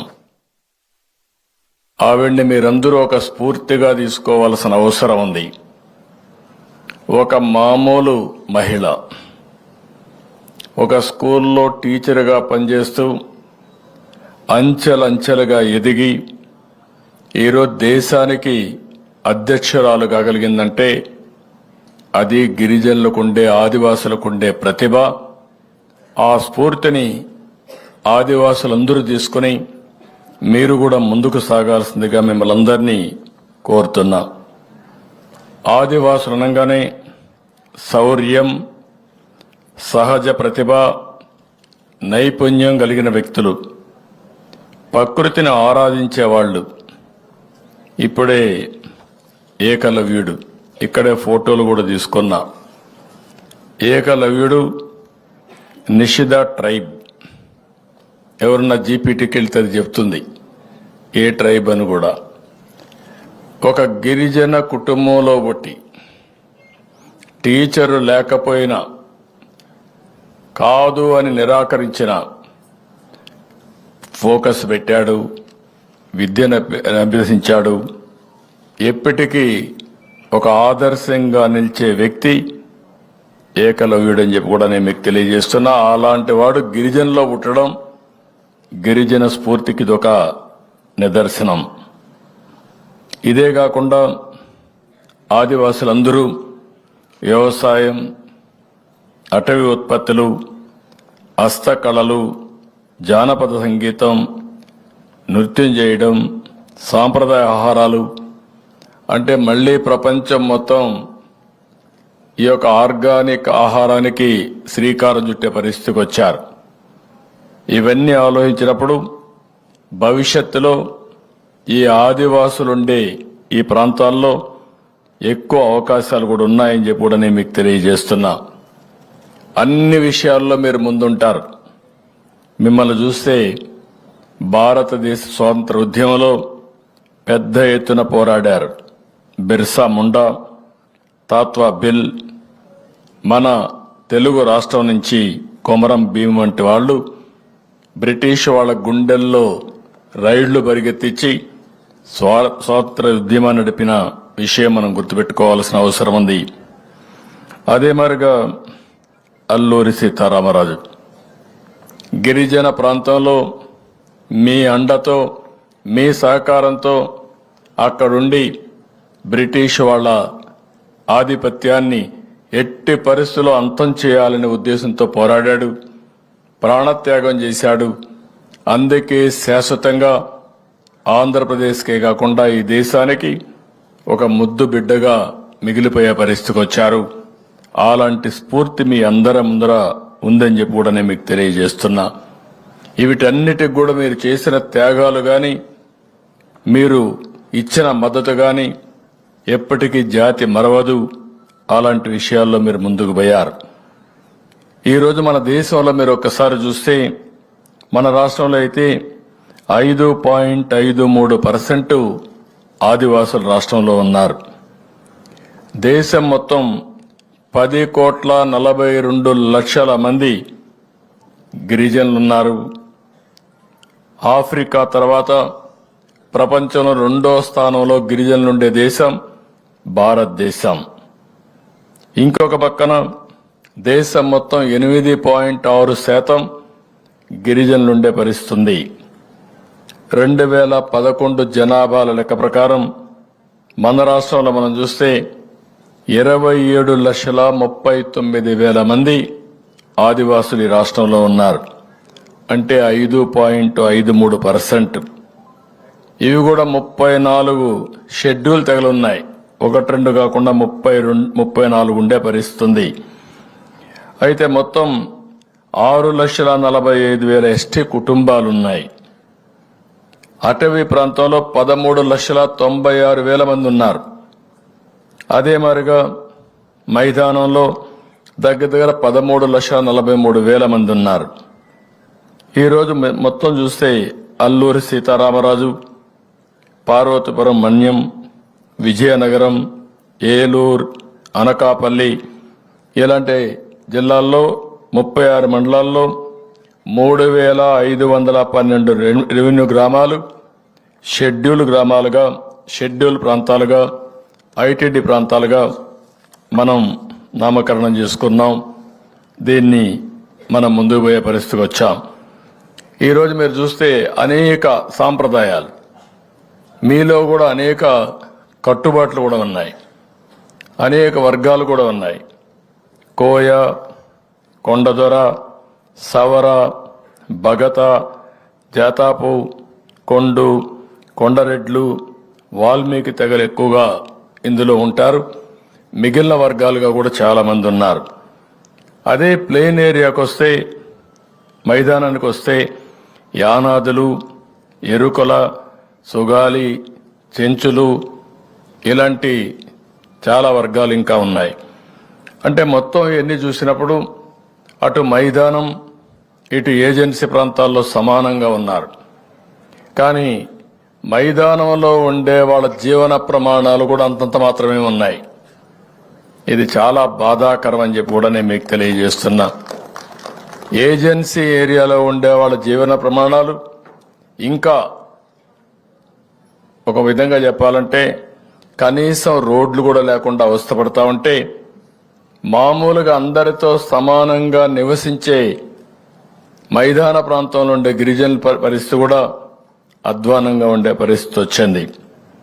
ఇవన్నీ చూసిన తర్వాత మీరు ఒక విషయం గుర్తుపెట్టుకోవాలి.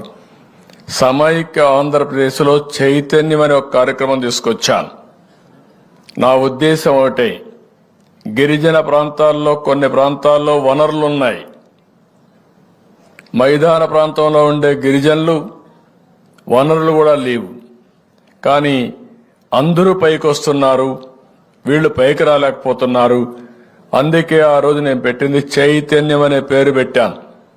చైతన్యంతో కార్యక్రమాలు చేసి మీ జీవితాల్లో పెను మార్పులు తేవాలని ఆ రోజు ప్రభుత్వం ముందుకు పోయాం.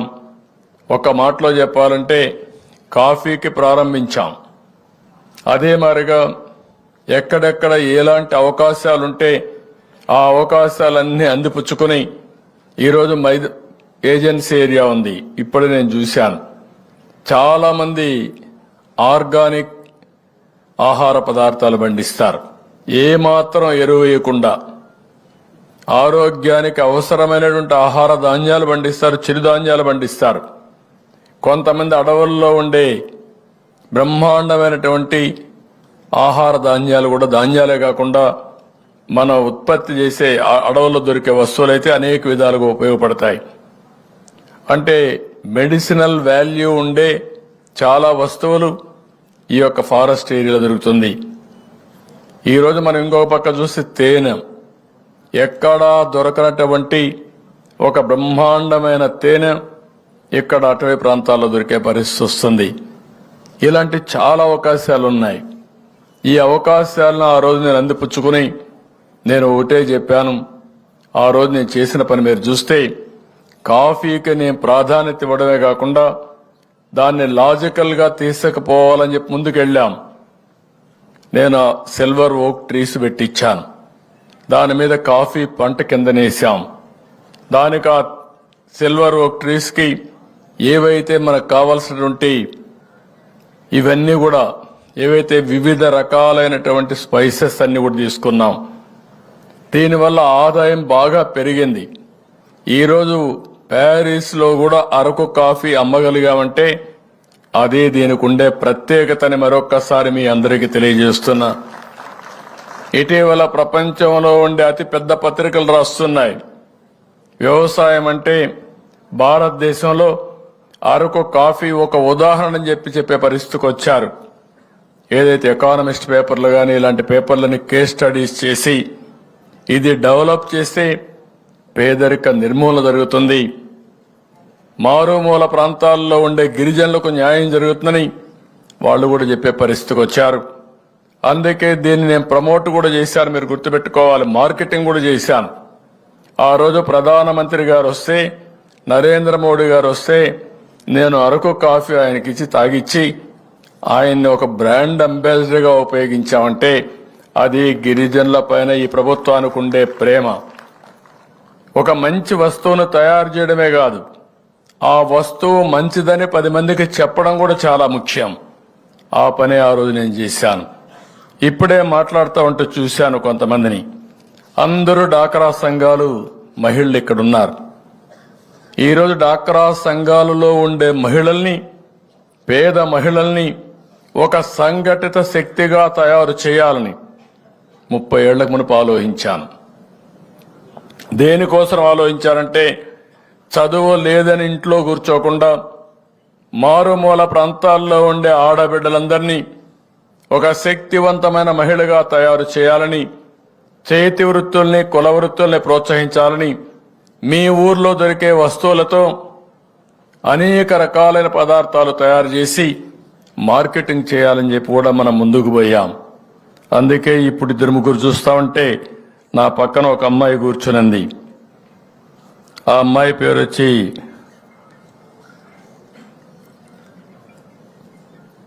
సవరపు పావని, ఇంటర్మీడియట్ ఏజెన్సీ ఏరియాలో రంపచోడవరం నుంచి వచ్చింది. నేను అడిగాను, 2 పిల్లలు, డాక్రా సంఘ సభ్యురాలు, రోజుకు 300 నుంచి 500 రూపాయలు సంపాదిస్తుంది కుట్టు మిషన్ పెట్టుకొని. 2 పిల్లల్ని బాగా చదివిస్తా ఉంది. ఆ రోజు పెట్టినటువంటి డాక్రా సంఘాలు ఒక స్థాయికి వచ్చాయి, ఆ స్థాయిలో ఆగిపోయే పరిస్థితి వచ్చింది. ఇప్పుడే మీరు చూశారు, బుల్లెమ్మ మల్టీగ్రెయిన్ బిస్కెట్స్ తయారు చేశారు. తెలుగుదేశంలో 12 లక్షల వరకు అమ్మారు. ఆదరణ లేకపోతే 2 లక్షలకు పడిపోయింది. అంటే అది కూడా కొనేవాళ్ళు లేరు. అంటే ఇక్కడ మీరందరూ గుర్తుపెట్టుకోవాల్సింది, ఏ పని చేసినా అనునిత్యం సాధన చేస్తూ ఇంకా నైపుణ్యాన్ని పెంచుకుంటూ మీకు ఎప్పటికప్పుడు ప్రభుత్వాల దోహదం చేస్తే తద్వారా మీ ఆదాయం పెరిగే పరిస్థితి వస్తుంది. అదే నేను ఆ రోజు ఆలోచించాను. కనీసం 12 లక్షలు ఆ రోజు టర్నోవర్ ఉంటే ఒక 5-10 ఏళ్లలో అది 50 లక్షలు, 1 కోటి రూపాయలు అయి ఉండాలి. దాని ఆదాయం కూడా అదే మాదిరిగా పెరగాలి. ఆదాయం పెరిగి ఎవరైతే ఈ పనిలో ఉంటారో వాళ్ళందరికి కూడా జీవనోపాధి రావాలి, జీవన ప్రమాణాలు పెరగాలి. అలాంటి కార్యక్రమాలు చేయాలని చెప్పి మనం ముందుకు పోయాం. ఈరోజు ఇంకొక పక్కన ఇక్కడ చూస్తే ఎవరైతే జ్యోతి స్విచ్చింగ్ ఒక 15-12 మిషన్లు పెట్టుకొని చేశారు. ఎప్పుడైతే ఈ ప్రభుత్వం వచ్చిన తర్వాత ఆదరణ లేదో, ఒక లంబాడా మహిళ ఒక ఆదర్శంగా చేయాలని చెప్పి ఆలోచించింది. జీవితంలో పైకి రావాలని ఒక ప్రగాఢమైన ఆకాంక్ష ఉంది. కష్టపడ్డారు, కానీ ఏమాత్రం కూడా కష్టాలు వచ్చినప్పుడు గైడ్ చేసేవాళ్ళు లేకపోతే వాళ్ళకి ఏమాత్రం సహకరించేవాళ్ళు లేక పూర్తిగా దెబ్బతిన్నారు. ఇంకొక పక్కన మీరు ఇప్పుడే చూశారు, ఏకుల రవి, ఇతను యానాది. నేను అప్పుడప్పుడు అనిపిస్తుంది, మైదానంలో ఉండే యానాదులు గాని, మైదానంలో ఉండే చెంచులు గాని, మైదానంలో లంబాడలు గాని అందరికంటే కూడా వెనుకబడి ఉన్నారు. దీనికి కారణం మనందరం ఆలోచించాల్సిన అవసరం ఉంది. నేను చూశాను, ఎక్కడైతే యానాదులైతే నెల్లూరు జిల్లా, ప్రకాశం జిల్లాలో ఎక్కువ ఉంటారు, తిరుపతి జిల్లాలో కూడా ఎక్కువ ఉంటారు. నేను ప్రతి ఒక్క కులాన్ని, ప్రతి ఒక్క ప్రాంతాన్ని అధ్యయనం చేస్తున్నాను. దేనికోసం అధ్యయనం చేస్తున్నానంటే, ఎందుకు మీరు వెనుకబడి ఉన్నారు, మీ జీవితాల్లో మళ్లీ వెలుగు తేవాలంటే ఏం చేయాలనో అవి చేయడం కోసం నేను దీనిపైన ప్రత్యేక శ్రద్ధ పెట్టానని చెప్పి కూడా నేను మీకు తెలియజేస్తున్నా. ఇప్పుడే మన్యం జిల్లా నుంచి మీరు చూశారు, సవరా తులసి 10th క్లాస్ చదివింది. చాలా బాగా మాట్లాడగలుగుతా ఉంది. కానీ ఆ అమ్మాయిని చూస్తే దగ్గర ఈరోజు కొన్ని మేకలు పట్టుకొని చిరుధాన్యాలు వ్యాపారం చేసుకుని, ఆ రోజు ఇచ్చినటువంటి పట్టా ఇచ్చిన దాన్ని ఉపయోగించుకుని కొన్ని పంటలు వేసుకొని ముందుకు పోయే పరిస్థితికి వచ్చింది.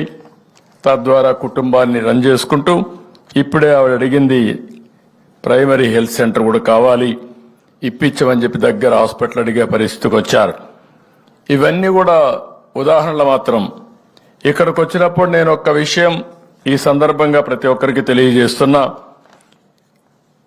ఈరోజు స్వాతంత్రం వచ్చి 78 సంవత్సరాలైంది. అందరూ అభివృద్ధి అయ్యి ముందుకు పోతున్నారు.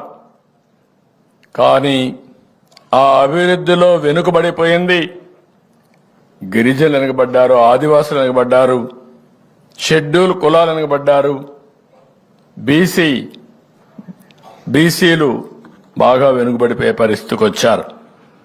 ఇంకొక పక్కన మీరు ఒకసారి చూస్తే ఈ యొక్క ఆదివాసుల్లో ఎంఎంఆర్ కానీ ఐఎంఆర్ అంటే పుట్టిన పిల్లలు ఎక్కువ మంది చనిపోతున్నారు.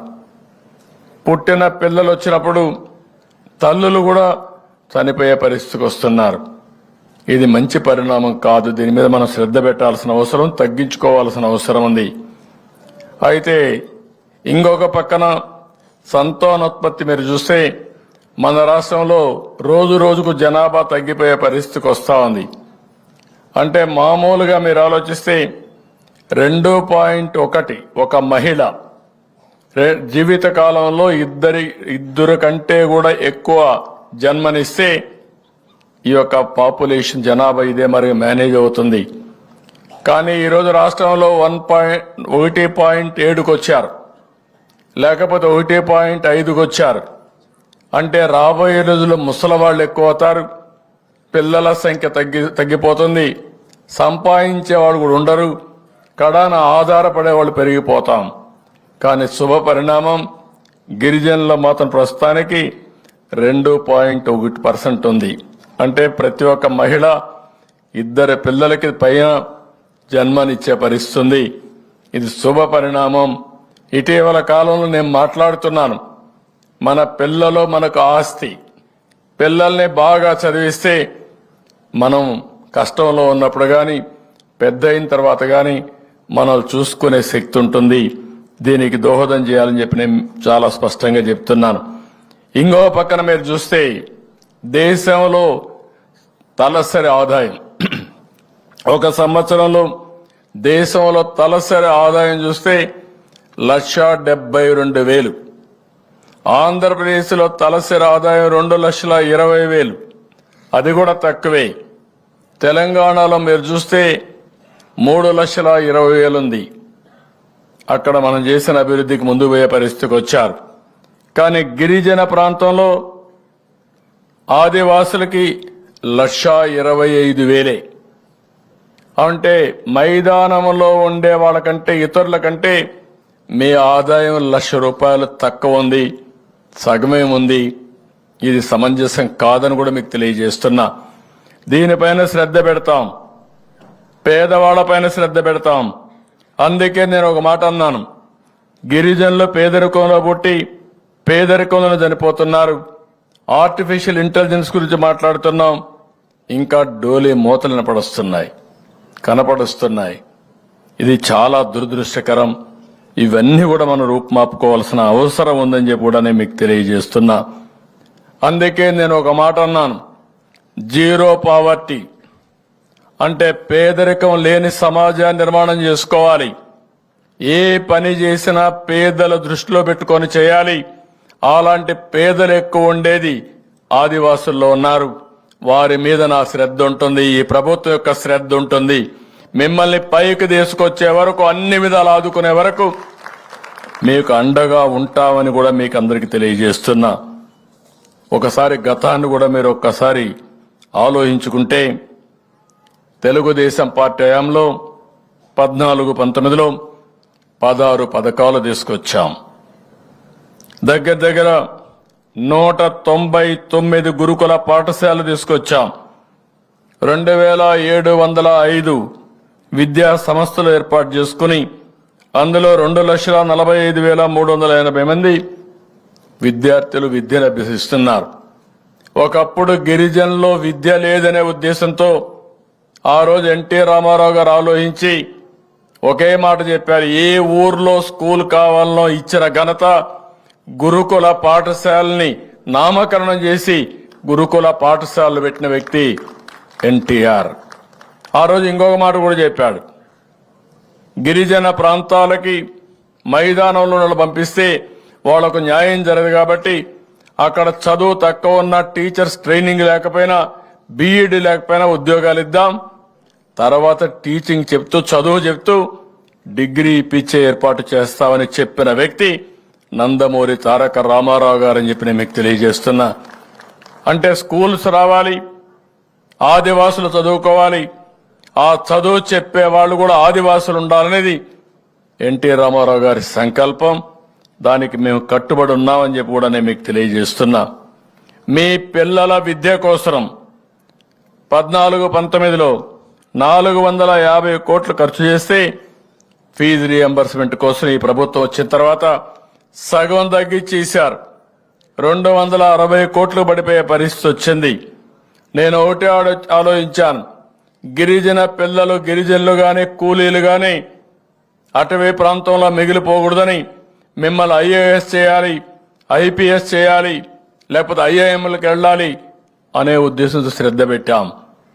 దీనికి ప్రత్యేకమైనటువంటి ట్రైనింగ్ ఇచ్చాం. ఇంకో పక్కన చూస్తే సివిల్ సర్వీస్ పరీక్షల్లో విజయం సాధించాలని 13 కోట్ల రూపాయలు ఖర్చు పెట్టి దగ్గర 1000 మందికి ట్రైనింగ్ ఇచ్చాం. ఈ ప్రభుత్వం వస్తానే 3 లక్షలు ఖర్చు పెట్టి ఒకరికో ఇద్దరికో ముగ్గురికి ట్రైనింగ్ ఇచ్చే పరిస్థితికి వచ్చారు. అంటే గిరిజనుల్లో ప్రతిభ ఉంది, ప్రతిభని సానబెట్టి బయట తేవాల్సిన అవసరం ఉంది.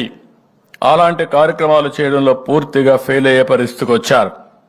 మీరిక్కడే కాదు, అంబేద్కర్ ఓవర్సీస్ విద్యా విధానాన్ని పెట్టి గిరిజన పిల్లలకి 20 లక్షలు, ఆ ప్రాంతంలో 10 లక్షల డబ్బులు ఇచ్చి విదేశాల్లో బెస్ట్ యూనివర్సిటీస్ పంపించాం. 55 మందిని పంపించి 7.5 కోట్ల రూపాయలు ఖర్చు పెట్టాం. వీళ్ళు వచ్చిన తర్వాత పేరు తీసేసి పథకాన్ని కూడా బొక్కబెట్టి కనీసం ఒక్కరికి మాత్రం ఇచ్చారు. అంటే ఏ విధంగా సబబో మనం ఆలోచించుకోవాల్సిన అవసరం ఉంది. ఇది కాకుండా మీరు చూస్తే ఆ రోజు ఇంకొక పక్క బెస్ట్ అవైలబుల్ స్కూల్స్ ఉన్నాయి, కార్పొరేట్ స్కూల్స్ ఉన్నాయి. గిరిజన పిల్లలు అక్కడ చదువుకోవాలి, అందరితో సమానంగా రాణించాలనే ఉద్దేశంతో పెడితే దాన్ని కూడా తీసేసే పరిస్థితికి వచ్చారు. ఇంకో పక్కన మీరు ఒకసారి చూస్తే ఎస్టీలకు ఆ రోజు గిరిపుత్రిక కింద నేను 9,222 మందికి 56 కోట్ల రూపాయల ఆర్థిక సహాయం చేశాం. పెళ్లి నిశ్చయమవుతానే ఏ మాత్రం కూడా మీకు దిగులు లేకుండా మీకు డబ్బులు ఇచ్చి పెళ్లి జరిపించిన పార్టీ తెలుగుదేశం పార్టీ అని చెప్పి కూడా నేను మీకు తెలియజేస్తున్నా. అలాంటిది ఈరోజు చూస్తే పూర్తిగా దీన్ని కూడా నీరుగారు చేసే పరిస్థితికి వచ్చారు. ఆ రోజు గిరిజనుల్లో ఎవరైనా చనిపోతే మట్టి ఖర్చుకు డబ్బులు ఇచ్చాం. 5 లక్షల రూపాయలు చంద్రన్న భరోసా కింద మీకు ఆర్థిక సహాయం చేసిన పార్టీ తెలుగుదేశం పార్టీ. ఎవరన్నా చనిపోతే దిక్కు లేదని బాధపడకుండా ప్రభుత్వం అండగా నిలిచాం. మీలో చాలా మంది ఆ రోజు డోలీలు తీసుకొని ఎన్నో కిలోమీటర్ల తరబడి నడిచి వచ్చేవాళ్ళు. అది నాకు చాలా బాధ కలిగింది. మేము అంబులెన్సులు పెట్టాం, అంబులెన్సులన్నీ రోడ్డు మీద తిరగలుగుతాయి. గిరిజన ప్రాంతంలో ఆదివాసులు ఉండే కొన్ని మారుమూల ప్రాంతాల్లో కనీసం ఈ యొక్క 4 వీలర్స్ రావు. అందుకని ఆలోచించి నేను 2 వీలర్స్తో అంబులెన్సెస్, ఫీడర్ అంబులెన్సెస్ పెట్టాను. ఫీడర్ అంబులెన్స్ అంటే ఎక్కడో గూడెం ఉంటుంది, ఆ గూడెం నుంచి మెయిన్ రోడ్డుకు వస్తే అక్కడ అంబులెన్స్ రెడీగా ఉంటుంది. ఇది తేవాలంటే స్కూటర్ని ఫీడర్ అంబులెన్స్లుగా చేసి మీరు అక్కడి నుంచి తీసుకొచ్చే సౌకర్యం పెడితే ఈ మధ్య కాలంలో డోలీల్లో మోసుకొస్తున్నారు. ఆరోగ్యం బాగాలేకపోతే మోసుకొస్తున్నారు. ఎవరైనా కానీ డెలివరీకి రావాలంటే, ప్రసూతి చేయాలంటే, హాస్పిటల్కి రావాలంటే అక్కడి నుంచి మోసుకొస్తామంటే దారి మధ్యలో వాగుల దగ్గరో, చెట్టు దగ్గరో, పుట్ట దగ్గరో, శ్మశానం దగ్గరో డెలివరీ చేసే పరిస్థితి వచ్చారంటే, అక్కడే జన్మనిచ్చే పరిస్థితి వచ్చారంటే ఏంటి కర్మ అని అడుగుతున్నా, ఏంటి దౌర్భాగ్యం అని అడుగుతున్నా.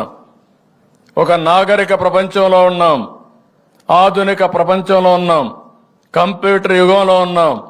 ఇంకా ఈ గిరిజనుల పరిస్థితి డోలీల్లో తీసుకొచ్చే పరిస్థితి ఉందంటే దీనికి మనం అందరం కూడా బాధపడవలసిన అవసరం ఉందని చెప్పి కూడా నేను మీకు తెలియజేస్తున్నా.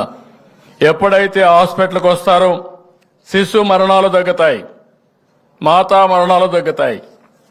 దానివల్ల చాలా వరకు ప్రతి ఒక్కరు కూడా ఆనందంగా డెలివరీ చేసే పరిస్థితికి వస్తారు.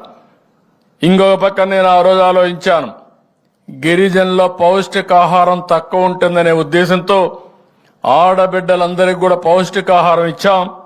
పిల్లలకు పౌష్టికాహారం ఇచ్చి ఫుడ్ బాస్కెట్ కింద ప్రత్యేక శ్రద్ధ చూపించాం.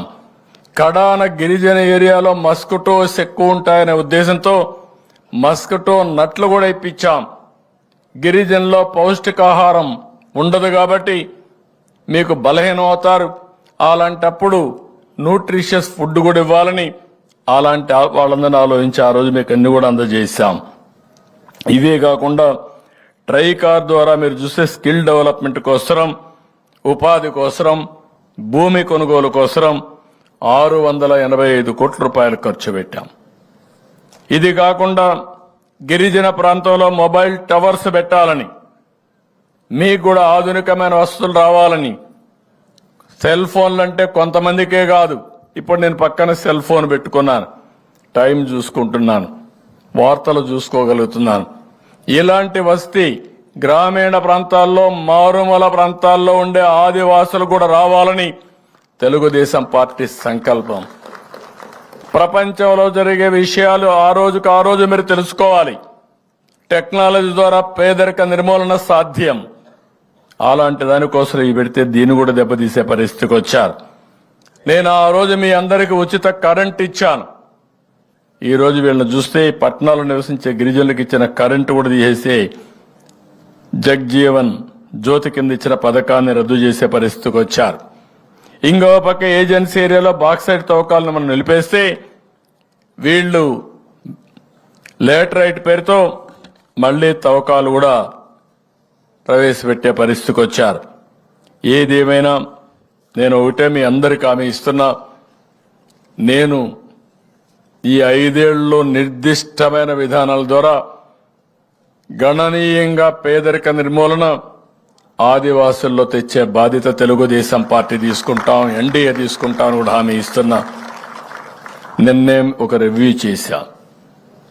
ఆ రివ్యూలో చాలా స్పష్టంగా అధికారులు ఇక్కడే ఉన్నారు, డైరెక్టర్ ఉన్నారు, కమిషనర్ ఉన్నారు, సెక్రటరీ గారు ఉన్నారు, మినిస్టర్ గారు ఉన్నారు. అందరికీ ఒక దశ దిశ నిర్దేశించాను, వే ఫార్వర్డ్ ఇచ్చాను.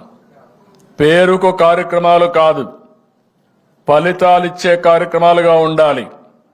మనం చేసే ప్రతి ఒక్క పని తద్వారా గిరిజనుల జీవన ప్రమాణాల్లో మార్పు తీసుకురావాలి.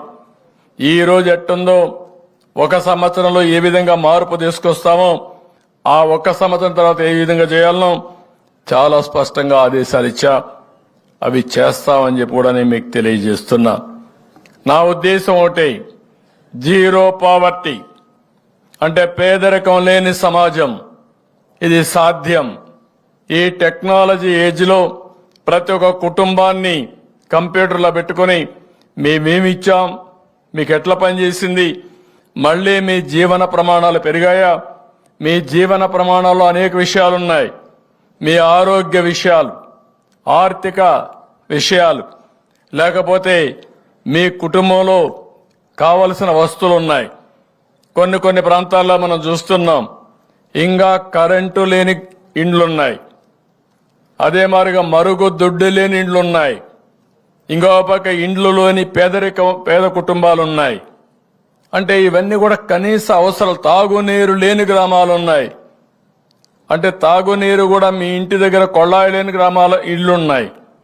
నేను అందుకనే ఒకే నిర్ణయం చేశాం, ఒక ఇంటికి కనీస అవసరాలు ఏమేం కావాలనో అవన్నీ నెరవేర్చే బాధ్యత తీసుకుంటాం. అది అయిన తర్వాత ఆ కుటుంబాన్ని ఆర్థికంగా పైకి తీసుకురావాలంటే ఏమేం చేయాలని అవి కూడా చేస్తాం. ఇది కాకుండా గ్రామ అవసరాలు, మీ ఊర్లో సిమెంట్ రోడ్డు ఉందా, వీధి దీపాలున్నాయా, లేకుంటే చెత్తంతా సక్కునగా తీస్తున్నారా, మీ గ్రామం నుంచి మెయిన్ రోడ్డుకు రోడ్డు ఉందా, రోడ్డు లేకపోతే ఇలాంటి సమస్యలు చాలా వస్తాయి.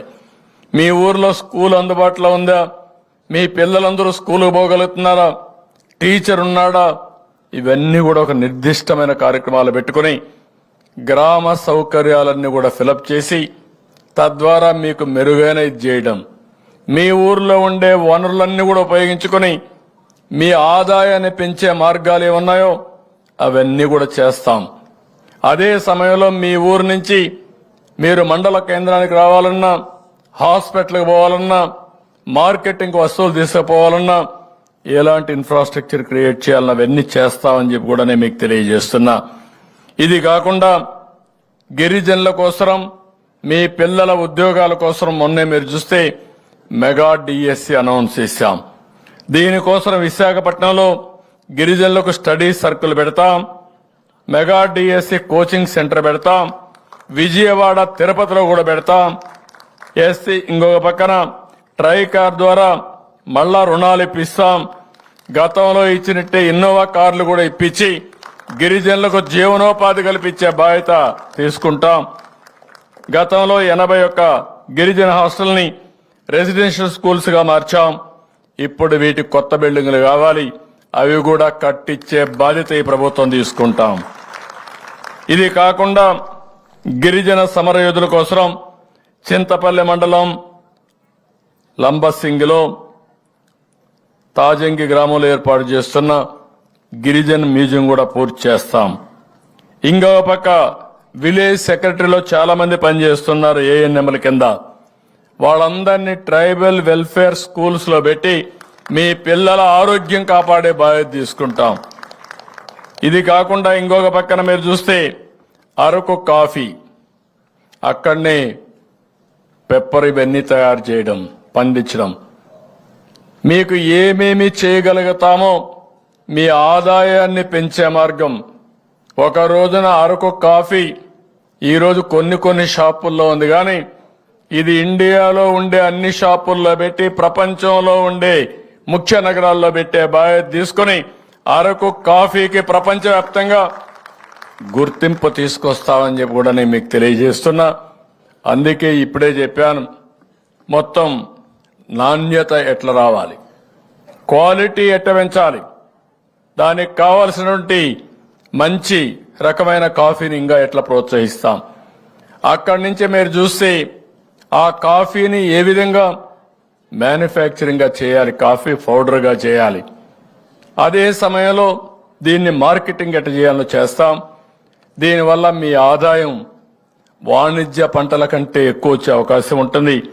ఇది కూడా చేస్తామని చెప్పి కూడా నేను మీకు తెలియజేస్తున్నా. ఇంకో పక్క మీ ప్రాంతంలో ఉండే సహజమైన పంటలు, ఎక్కడ కూడా ఎరువు గాని క్రిమి సంహారక మందు వాడనటువంటి ఆర్గానిక్ పంటలు మీరు ఏర్పాటు చేస్తున్నారు. దాన్ని కూడా ఉపయోగించుకుని అవసరమైతే బిస్కెట్స్ తయారు చేసి ఇక్కడ బిస్కెట్స్ కానీ మిగిలిన ఇక్కడ ఏమేం చేయగలుగుతాం అన్ని చేసి మార్కెటింగ్ కూడా ఎస్టాబ్లిష్ చేస్తామని చెప్పి కూడా నేను మీకు తెలియజేస్తున్నా. గిరిజన ప్రాంతాల్లో మీరు తయారు చేసే వస్తువుల్ని ఓఎన్డీసీ ప్లాట్ఫామ్ ద్వారా డైరెక్ట్ గా వినియోగదారులకు మీరే అమ్మే ఏర్పాటు చేస్తాం. అంటే ఈరోజు మీ ఊర్లో ఉంటారు, ఈ ప్లాట్ఫామ్ లో మీరుంటే ఎవరు హైదరాబాద్ లో కావాలన్నా బెంగళూరులో కావాలన్నా మీ ఊర్లో ఉత్పత్తి చేసినటువంటి ఒక తేనె నేరుగా వాళ్ళకి అమ్మే ఏర్పాటు వస్తుంది, ఆ షాప్కి అమ్మే ఏర్పాటు వస్తుంది. దానికి కూడా శ్రీకారం చుడతామని చెప్పి కూడా నేను మీకు తెలియజేస్తున్నా. 2191 ఎస్టీ గ్రామాలకు రోడ్డు సౌకర్యం లేదు. ఇవన్నీ కూడా రోడ్డు కనెక్టివిటీ ఇచ్చే బాధ్యత తీసుకుంటా. ప్రతి ఒక్క గిరిజన గ్రామానికి కనెక్టివిటీ ఇప్పిస్తాం.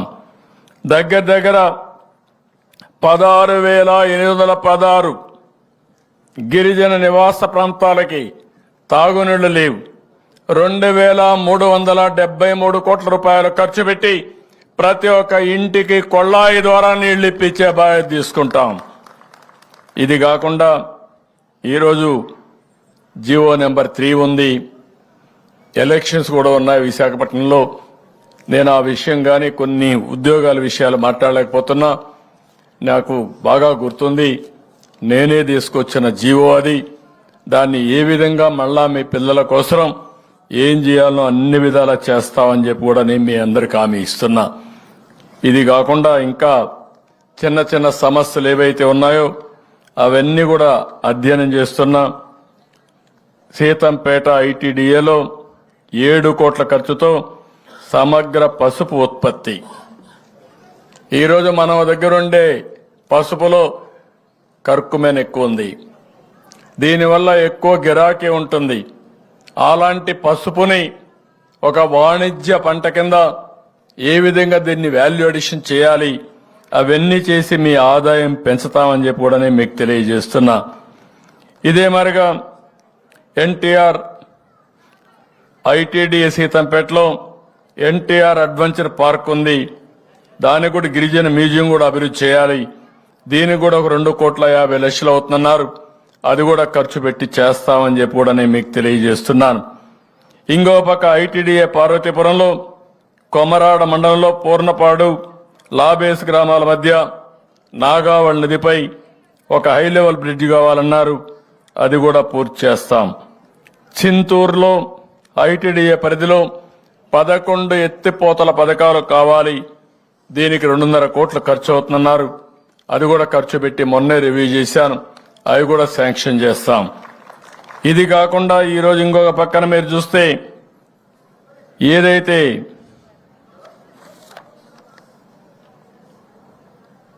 పాడేరులో మెడికల్ కాలేజ్ ఉంది, నేను అది కూడా నిర్ణయం చేశాం. 500 కోట్ల రూపాయలతో ఆ మెడికల్ కాలేజీని పూర్తి చేసే బాధ్యత కూడా ఈ ప్రభుత్వం తీసుకుంటుంది. ఇంకొక పక్కన మీరు చూస్తే 418 ఏకోపాధ్యాయ పాఠశాలలు ఉన్నాయి, 50 కోట్ల అంచనాతో భవనాలు పూర్తి చేసే బాధ్యత కూడా తీసుకుంటాం. అల్లూరి సీతారామరాజు జిల్లా ప్రధాన కేంద్రాల్లో 3 ప్రధాన రహదారులు కారిడార్స్ ని 50 కోట్ల రూపాయలు ఖర్చు అవుతుంది, అది కూడా పూర్తి చేస్తాం. ఏజెన్సీ ప్రాంతంలో ముఖ్యంగా పాడేరు ఏరియాలో 10 కోట్ల ఖర్చు పెట్టి ఆ ప్రాంతంలో టూరిజాన్ని పూర్తిగా అభివృద్ధి చేస్తాం. అరకు ప్రాంతం కూడా టూరిజానికి బాగా అనుకూలమైన ప్రాంతం, ఇవన్నీ కూడా వర్కౌట్ చేస్తాను. నేను ఈ నిర్ణయాలన్నీ ఎన్నికల రాకమునిపై నిర్ణయించాను, రివ్యూ మీటింగ్లు అనౌన్స్ చేశాను. అందుకే మళ్ళా మీ ముందర కూడా చెప్తున్నా, ఇవి కాకుండా ఒకటే మీ అందరికీ విజ్ఞప్తి చేస్తున్నా. ఈ ఆదివాసీ దినోత్సవ సందర్భంగా మీ అందరికీ శుభాకాంక్షలు తెలియజేయడమే కాకుండా ఒక నిర్దిష్టమైన ప్రణాళికతో గిరిజనులకు అభివృద్ధి చేసే బాధ్యత మేము తీసుకుంటాం. మొన్న ఎన్నికల్లో కూడా మీరందరూ దగ్గర అరకులో 7 అసెంబ్లీ సీట్లుంటే 5 సీట్లు ఎన్డీఏని గెలిపించారు. అది మా జీవితంలో ఎప్పుడూ మర్చిపోలేం.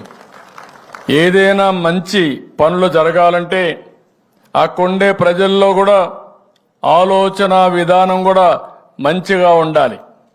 మొన్న ఎన్నికల్లో మీరు చూశారు, రాష్ట్రంలో ఒక సుడిగాలి వచ్చింది.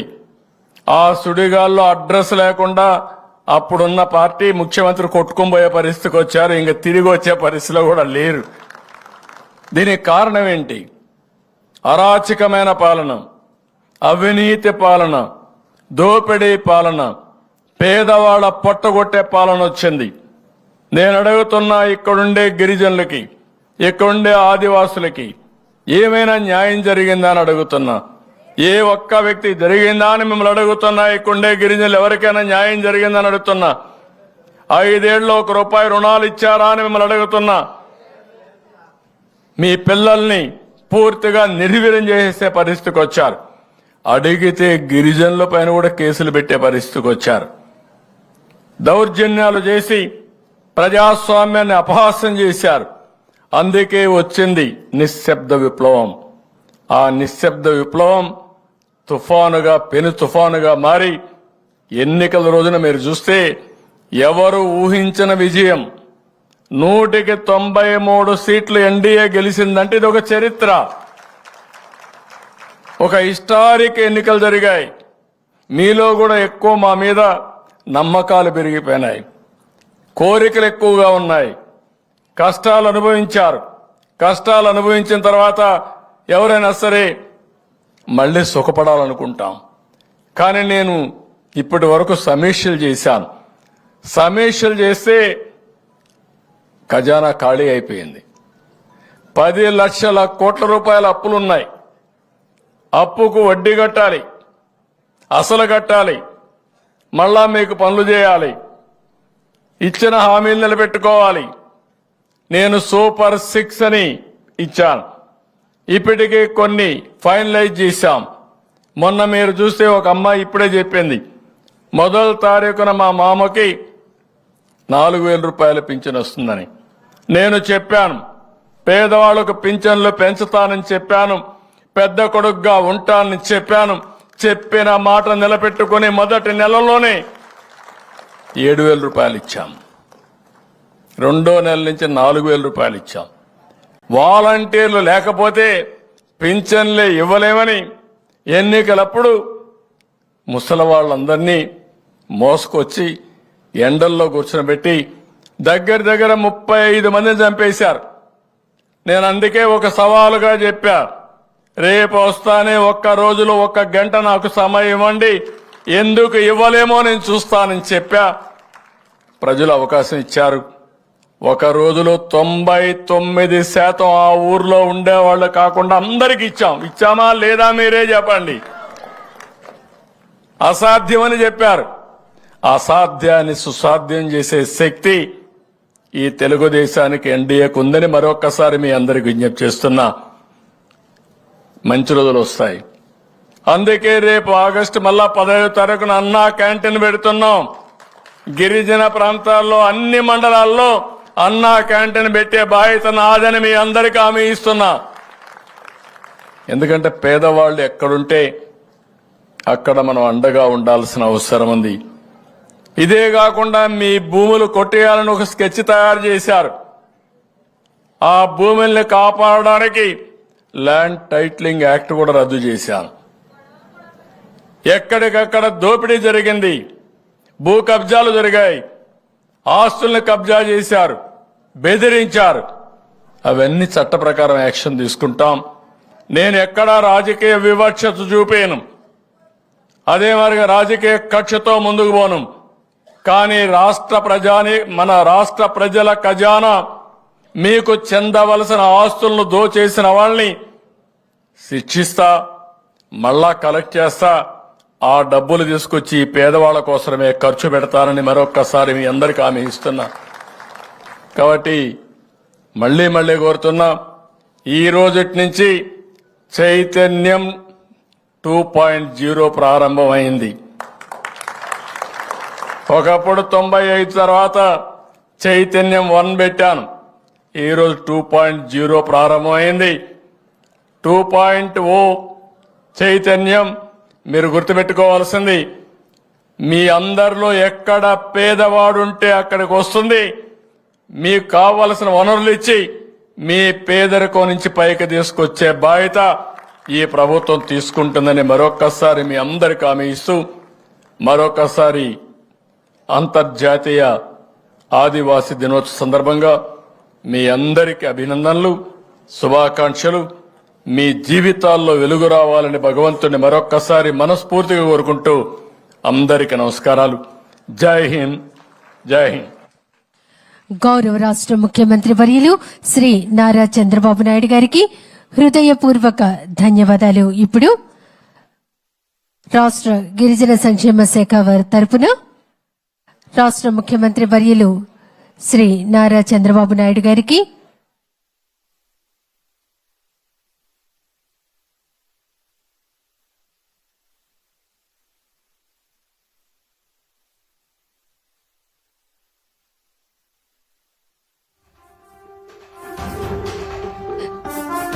రాష్ట్ర ముఖ్యమంత్రి వర్యులకు గిరిజన సంక్షేమ శాఖ వారి తరపున సవర పెయింటింగ్ ను ప్రపంచ ఆదివాసీ దినోత్సవం సందర్భంగా అందజేస్తున్నారు.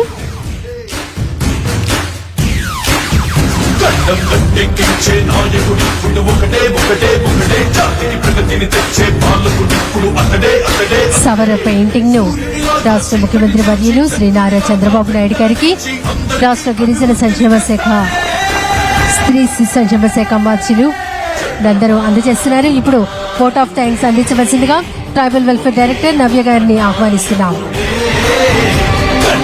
ఎక్కించే నాయకుడిప్పుడు ఒకడే ఒకడే ఒకడే జాతికి ప్రగతిని తెచ్చే పాలకుడిప్పుడు అతడే అతడే అతడే.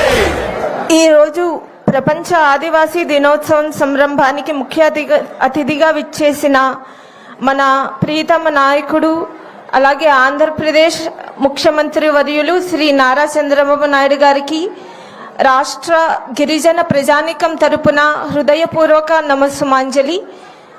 ఎన్నో ఆర్థిక ఇబ్బందుల మధ్య కూడా ఈరోజు ఎన్నో విప్లవాత్మకమైన పథకాలను ప్రకటించి ప్రతి ఐటీడీఏకి ఏం కావాలి అని సుదీర్ఘంగా చర్చించి ఇక్కడ ప్రకటించి ఎంతోమంది గిరిజనులకు జీవన ప్రమాణాలను పెంచే విధంగా ఈరోజు ఎంతో స్ఫూర్తిదాయకమైన సందేశాన్ని ఇచ్చారు. పేరు పేరున ప్రతి గిరిజనుడి తరపున నమస్సుమాంజలి తెలుపుకుంటున్నాం సార్. అదేవిధంగా ఇక్కడికి విచ్చేసిన గౌరవ శాసన సభ్యులు, శాసన మండలి సభ్యులు అందరికీ కూడా పేరు పేరున నమస్కారం తెలియజేస్తున్నాం. గౌరవ ముఖ్య మంత్రివర్యులు శిశు సంక్షేమ శాఖ మరియు గిరిజన సంక్షేమ శాఖ మంత్రివర్యులు గుమ్మిడి సంజారాణి గారికి నమస్సుమాంజలి తెలియజేస్తున్నాం. అలాగే ఈ కార్యక్రమాన్ని శుభప్రదంగా జరిపించడానికి సహకరించిన జిల్లా యంత్రాంగానికి అలాగే ప్రెస్కి, మీడియాకి, మాకు దిశానిర్దేశం చేసిన కార్యదర్శి గారికి అందరికీ కూడా పేరు పేరున నమస్సుమాంజలి తెలియజేస్తున్నాం. ధన్యవాదాలు తెలియజేస్తున్నాం. Thank you.